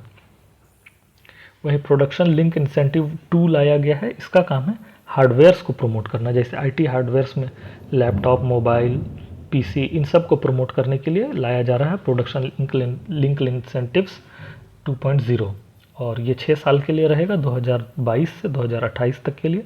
और इसमें गवर्नमेंट एक्सपेंडिचर होगा 17,000 करोड़, यानी कि जो पहले से प्रोडक्शन लिंक इंसेंटिव चल रहा था, सरकार चाह रही कि अब हम उसे फर्दर इंक्रीज ना करें और एक नया लाएं प्रोडक्शन लिंक इंसेंटिव जिसमें हम लैपटॉप, PC या IT हार्डवेयर्स को प्रमोट करें। हमारा नेक्स्ट टॉपिक है सेमीकंडक्टर पॉलिसी लाई है भारत सरकार 2021 में। ये मिनिस्ट्री ऑफ इलेक्ट्रॉनिक और IT के अंडर आता है, यानी मेती मिनिस्ट्री। 6 साल के लिए पॉलिसी लाया गया है सेमीकंडक्टर पर। गुजरात इंडिया का पहला स्टेट है जिसने सेमीकंडक्टर पॉलिसी लाया है 2024 में। ताइवान जो है वो ग्लोबल लीडर है सेमीकंडक्टर में। और 2022 में इंडिया और USA ने, जो USA की कंपनी है फॉक्सकॉन, उसने डील भी किया था सेमीकंडक्टर को बनाने को लेकर गुजरात में। आइए अब हम देखते हैं डिजिटल पब्लिक इंफ्रास्ट्रक्चर यानी DPI। तो डिजिटल पब्लिक इंफ्रास्ट्रक्चर क्या होता है, तो set of shared digital system होता है which are secure and interoperable, build on open standard and provide equitable access to public and or private services at societal scale। यानी कि एक ये ऐसा डिजिटल सिस्टम होगा जो कि सिक्योर होगा, इंटरऑपरेटेबल, ये बिल्ड होगा ओपन सोर्स पे और प्रोवाइड करेगा सभी को एक्सेस, किसके लिए, तो सोशल सर्विसेज ये प्रोवाइड करेगा। इसका काम क्या होगा, तो इसका काम होगा digital identification, payment data exchange services that can help countries deliver essential service या टू द पीपल। मतलब ये कि ये एक ऐसा डिजिटल इंफ्रास्ट्रक्चर होगा जो लोगों को सुविधा पहुंचाने में हेल्प करेगा। जैसे अभी सरकार ने निकाल दिया, इसका एग्जांपल है बायोमेट्रिक। तो जैसे कि अभी हमें पैसा निकालना होता है तो हम आधार लेकर जाते हैं, बायोमेट्रिक लगाते हैं और हमें पैसा मिल जाता है। अटेंडेंस हमें बनाना होता है तो हम बायोमेट्रिक अटेंडेंस बना देते हैं। एयरपोर्ट में जाते हैं तो फेशियल रिकॉग्निशन से सारा काम हो जाता है। हमारे गाड़ी का जो नंबर होता है उसे गवर्नमेंट या पुलिस वाले स्कैन करते हैं तो सारा डेटा निकल जाता है। तो यही होगा डिजिटल पब्लिक इंफ्रास्ट्रक्चर, जिसका इस्तेमाल लोग या सरकार करेगी पब्लिक को ज़्यादा से ज़्यादा सुविधा देने के लिए। इसके लिए एक कंपनी भी है इंडिया स्टैक, जो कि एक एप्लीकेशन प्रोग्रामिंग इंटरफेस है यानी API, यानी कि ये एक सॉफ्टवेयर है इंडिया स्टैक का जो अलाउ करती है सरकार को लोगों को IT सर्विसेज देने के लिए, जो कि ओपन सोर्स है। और इसके बारे में डिस्कशन G20 में भी हुआ था, यानी कि DPI, डिजिटल पब्लिक इंफ्रास्ट्रक्चर को कैसे प्रमोट करना है, यानी कि हर चीज़ को डिजिटल करना है ताकि लोगों को ज़्यादा से ज़्यादा सुविधा हो। इसके लिए जो डिबेट एंड डिस्कशन G20 में भी हुआ था। अब हम देखते हैं RRTS, यानी कि rapid regional rapid transit system, यानी कि बहुत तेज गति से व्यक्तियों या लोगों को एक जगह से दूसरे जगह तक पहुंचाना। इसे लॉन्च किया गया है नमो भारत रैपिड एक्स ट्रेन के द्वारा। और ये कहाँ चली थी? तो साहिबाबाद टू दुहाई, जो कि यूपी में है। यानी कि एक ऐसा ट्रेन होगा जो बहुत तेज़ी से बहुत सारे लोगों को एक जगह से दूसरे जगह तक पहुंचाएगा। ये यूपी में लॉन्च हुआ है सबसे पहले। ये न्यू होगा, डेडिकेटेड हाई स्पीड होगा, हाई कैपेसिटी ट्रेन होगा, यानी कि बहुत तेज़ी से चलेगा, बहुत सारे लोगों को ले जाएगा। और ये NCR के अराउंड हो रहा है ताकि नेशनल कैपिटल रीजन जो है दिल्ली का, उसके आसपास जो लोग रहते हैं तो उन्हें बहुत तेज़ गति से दिल्ली लाना और पहुंचाना डेली कर सके, ताकि जो वर्कर्स हों वो बहुत आसानी से दिल्ली आया या जा सकें। इसके लिए जो ट्रेन की स्पीड है वो 160 किलोमीटर प्रति घंटा, मैक्सिमम 180 होगी। ये स्पीड मैंने इसलिए लिखा, ये एग्जाम में नहीं आएगा लेकिन मैंने इसलिए लिखा कि आप इसे कंपेयर कर सकते हैं वंदे भारत ट्रेन से, जो कि 110 किलोमीटर प्रति घंटा के स्पीड से चलती है। यानी कि RRTS जो ट्रेन है वो वंदे भारत ट्रेन से ज़्यादा स्पीड है और ज़्यादा लोगों को एक जगह से दूसरे जगह ले जाएगी। इसका स्टॉपेज बहुत कम होगा, यानी कि बहुत कम जगह पे ये रुकेगी। आइए अब हम देखते हैं लीड्स रिपोर्ट। लीड्स रिपोर्ट जो है वो मिनिस्ट्री ऑफ कॉमर्स के द्वारा लाया गया है और ये सिमिलर है LPI के, यानी कि लॉजिस्टिक परफॉर्मेंस इंडेक्स के, जो वर्ल्ड बैंक लाती है। ये बेसिकली लॉजिस्टिक्स के परफॉर्मेंस को डील करता है कि इंडिया के हर स्टेट में लॉजिस्टिक्स कैसे कैसे काम कर रहा है। अब हम देखते हैं NCMC, यानी कि नेशनल कॉमन मोबिलिटी कार्ड। ये क्या है? One nation one card. ये इसको मैं बहुत सिंपल तरीके से आपको बता देता हूँ, इतना आपको पढ़ने का ज़रूरत नहीं है। NCMC का मतलब होता है कि एक वन नेशन वन कार्ड।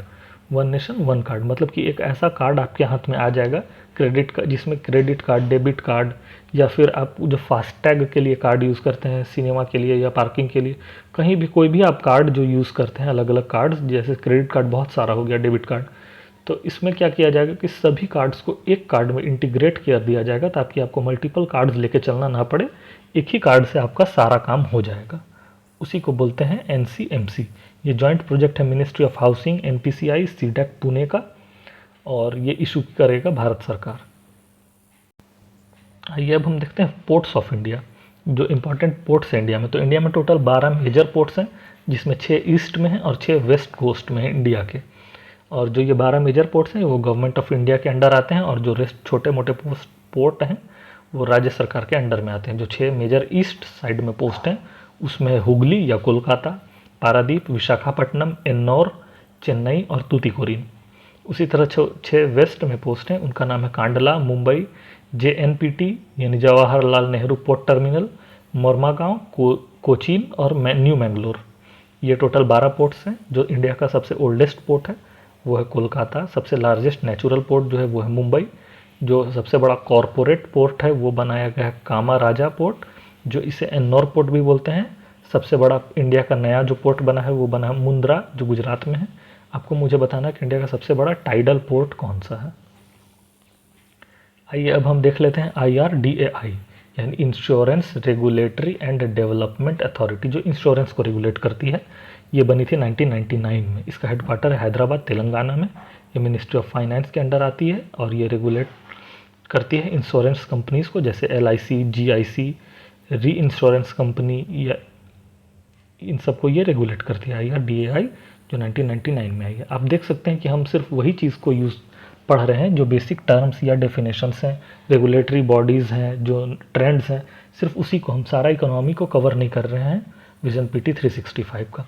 अब हम देखते हैं CSR यानी कॉर्पोरेट सोशल रिस्पॉन्सिबिलिटी। ये मिनिस्ट्री ऑफ कॉर्पोरेट अफेयर्स के अंडर आता है। एप्लीकेबल कब होता है ये, यानी कि कोई भी कंपनी को कॉर्पोरेट सोशल रिस्पॉन्सिबिलिटी के अंडर फंड्स कब देना पड़ता है या टैक्स कब देना पड़ता है, तब जबकि उसका नेट प्रॉफिट 5 करोड़ से ज़्यादा का हो, यानी साल में अगर वो 5 करोड़ से ज़्यादा का उसका इनकम हो रहा है तब उसे देना पड़ता है, या फिर उसका वर्थ यानी कि कंपनी का टोटल एसेट 500 करोड़ से ज़्यादा का है तब, या फिर साल का उसका टर्नओवर यानी खरीद बिक्री 1000 करोड़ से ज़्यादा का है तब उसे देना पड़ेगा कॉर्पोरेट सोशल रिस्पॉन्सिबिलिटी। और ये कितना देना पड़ेगा, तो minimum 2% of its average net profit, यानी कि अगर उसका नेट प्रॉफिट 5 करोड़ है तो इसका 2% होगा 10 लाख। तो यानी कि कोई कंपनी अगर 5 करोड़ साल का कमाती है तो उसमें से उसे 10 लाख रुपए लोगों की भलाई के लिए या समाज सेवा, इसे सिंपल भाषा में हम समझे तो समाज सेवा के लिए देना पड़ता है। ये मैंडेटरी प्रोविज़न है, यानी कि ये ज़रूरी है देना, और अगर नहीं देने पर सिविल केस फाइल हो सकता है। अब आइए हम देखते हैं कंपटीशन कमीशन ऑफ इंडिया। तो कंपटीशन कमीशन ऑफ इंडिया 2002 में आया है। ये रिप्लेस करता है एमआरटीपी यानी monopolistic and restrictive trade practices act 1969 को, यानी कि मोनोपोली ना रहे ट्रेड पर और कोई रेगुलेशन ना रहे उस तरह का, उसके लिए कंपटीशन कमीशन ऑफ इंडिया को लाया गया, जो कि फेयर प्ले को लागू करेगा। यानी कि कोई भी बेईमानी या भ्रष्टाचार या कुछ इस तरह का नहीं होगा कि बड़ी कंपनियां या बड़े जो मार्केट एंटिटीज़ हैं वो छोटे दुकानदारों को नुकसान पहुंचाएं। इसीलिए कंपटीशन कमीशन ऑफ इंडिया आया है। और आपने हाल में ही याद रखा होगा कि कंपटीशन कमीशन ऑफ इंडिया ने गूगल पे भी एक केस किया था और उस पर बहुत ज़्यादा फाइन लगाया था कि वो मिसयूज़ करती है अपने कंपनी के ज़्यादा बड़े होने का। और आता है मिनिस्ट्री ऑफ कॉरपोरेट अफेयर्स के अंदर। इसका काम है elimination of practices having adverse effect on competition, protection of consumer interest के लिए ये काम करती है। आइए अब हम देखते हैं स्टार्टअप्स इन इंडिया।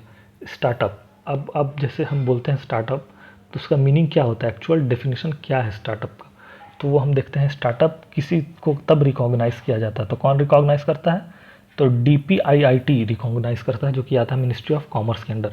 यानी कि स्टार्टअप को मिनिस्ट्री ऑफ कॉमर्स जो है रिकॉग्नाइज़ करती है, और उसके अंदर एक डिपार्टमेंट है, उसका नाम है department of promotion of industry and internal trade, DPIIT। ये रिकॉग्नाइज़ करती है स्टार्टअप को, मिनिस्ट्री ऑफ कॉमर्स। और हम स्टार्टअप कब से आया है, तो स्टार्टअप इंडिया एक्ट जो है, ये स्टार्टअप इंडिया स्कीम जो आया था इंडिया में, उसके थ्रू हम स्टार्टअप को रिकॉग्नाइज़ करते हैं। और एक्चुअल में स्टार्टअप का जो डिफिनीशन होता है, जो ऑफिशियल डिफिनीशन है, उसका मतलब है एज बिलो 10 ईयर, यानी कि कोई भी कंपनी को हम स्टार्टअप तब बोलेंगे जब उस कंपनी के बने हुए 10 साल से कम हुआ होगा, टर्नओवर बिलो 100 करोड़ पर ईयर, यानी कि साल का अगर वो 100 करोड़ से कम का खरीद या बिक्री करती है तब, या फिर work in development and improvement of product for creation of wealth and empower employment, यानी कि वो किसी चीज़ का इम्प्रूवमेंट करने के लिए, कोई प्रोडक्ट का, या वेल्थ क्रिएशन के लिए या एम्प्लॉयमेंट के लिए काम करती है तब। जैसे इम्प्रूवमेंट ऑफ प्रोडक्ट का हम बोलें तो जैसे कि एक प्रोडक्ट है, जैसे कि मान लेते हैं हम फ़ैन, तो फ़ैन से कोई बम बना दे या फिर कोई भी एक्सप्लोसिव बना दे तो हम उसे एक स्टार्टअप नहीं बोलेंगे। या फिर वो किसी का जॉब खा जाए तो हम उसे स्टार्टअप नहीं बोलेंगे, अगर वो जॉब प्रोवाइड कर रहा है तब बोलेंगे। या फिर कुछ अच्छा काम कर रहा है तब, जैसे बम बना दे कोई, तो उसे हम स्टार्टअप नहीं कहेंगे। तो यही था विजन PT 365 जो है इकोनॉमिक्स का। आज के वीडियो में हमने देखा कि हमने विज़न PT 365 इकोनॉमिक्स का कवर किया, जो कि BPSC एग्ज़ाम्स के पर्सपेक्टिव से और प्रीवियस ईयर जो क्वेश्चन 69th BPSC का उसके हिसाब से हमने कंप्लीट किया। इकोनॉमी के PT 365 में बहुत ज़्यादा चीज़ें दी हुई हैं, हमने सभी कुछ नहीं देखा, सिर्फ हमने वही चीज़ देखा जो हमारे BPSC एग्ज़ाम्स के लिए इम्पॉर्टेंट होगा। ये टोटल लेक्चर सीरीज़ जो है वो 3 लेक्चर का था, जिसमें सबसे पहले दिन में हमने देखा पॉलिटी का PT 365, आज सेकंड दिन में हमने देखा इकोनॉमिक्स का PT 365, और कल इसका लास्ट लेक्चर आएगा जिसमें हम देखेंगे साइंस का PT 365, जिससे कि हमारा BPSC के लिए पूरा कंप्लीट करंट अफेयर का रिवीजन हो जाएगा। सबसे पहले हमने स्पीडी का 5 लेक्चर देखा, जिससे कि हमने 1 लाइनर फैक्ट्स जो होते हैं पिछले 1 साल का वो कवर कर लिया। उसके बाद विजन का जो 3 लेक्चर है, पॉलिटी का, इकोनॉमिक्स का और साइंस एंड टेक का, इन सभी को हम मिला करके कंप्लीट रिवीजन कर लेंगे। अपना हम BPSC एग्ज़ाम्स के लिए, ताकि हम ज़्यादा से ज़्यादा करंट अफेयर के क्वेश्चन सही कर पाएँ। और जो पिछले 69th BPSC में स्टूडेंट्स से गलती हुई थी, मल्टी लाइनर फैक्ट्स या क्वेश्चन जो टफ आ गए थे या ट्रेंड बदल गया था, उस ट्रेंड को हम पकड़ सकें और अच्छा से अच्छा स्कोर कर सकें। तो आपने ये वीडियो देखा, इसके लिए थैंक्स फॉर वॉचिंग। सब्सक्राइब कर लीजिए इस चैनल को, ताकि ऐसे ही और अच्छे वीडियोस आपको मिल सकें और आप बिना किसी कोचिंग के मदद के और सेल्फ स्टडी से एग्ज़ाम्स को क्लियर कर सकें। क्योंकि मेरा एम यही है कि बिना कोचिंग के हम मेंस और इंटरव्यू और प्रीलिम्स के वो सारे नोट्स जो एक स्टूडेंट्स को चाहिए वो प्रोवाइड करें, ताकि आपको कभी भी किसी कोचिंग में मोटा पैसा ना देना पड़े। क्योंकि ये कोचिंग प्रीलिम्स, ये जो कोचिंग होते हैं वो बहुत ज़्यादा लोगों से पैसा ठग लेते हैं। इसलिए मेरा यही इंस्पिरेशन है कि हम एक ऐसा इंस्टीट्यूशंस बनाएं ताकि स्टूडेंट्स को फ्री में वो सारा रिसोर्सेज मिले, जो कि अभी तक पब्लिक नहीं किया गया। कोचिंग जो होते हैं वो मेंस और इंटरव्यू के लिए बहुत ज़्यादा स्टूडेंट से पैसा लेते हैं और एक प्रिविलेज टाइप का नोट्स देते हैं कि इसे पढ़ लो तो मेंस हो जाएगा। पर एक्चुअल बात ये है कि वो नोट्स आपको फ्री में भी मिल सकते हैं या वो आप खुद से भी बना सकते हैं। तो मेरा एम यही है कि मैं प्रीलिम्स, मेंस और इंटरव्यू का वो सारा नोट्स जो कि बीपीएससी एग्ज़ाम्स के लिए रेलेवेंट है, जो इससे एग्ज़ाम में क्वेश्चन पूछे जाते हैं, वो सब फ्री में यूट्यूब पे पढ़ाऊँ भी और आप सभी को पीडीएफ के फॉर्म में दे दूँ, ताकि आपको कोचिंग इंस्टीट्यूट्स को बहुत ज़्यादा पैसा ना देना पड़े और अपने खुद से आप अपने घर पे रह के फ्री में बीपीएससी की तैयारी कर सकें और ऑफिसर बन सकें। इसके लिए thanks for watching the PCS studies और सब्सक्राइब कर लें ताकि ऐसे ही ज़्यादा से ज़्यादा लेक्चर सीरीज़ आपको मिल सकें। Thanks for watching the PCS studies.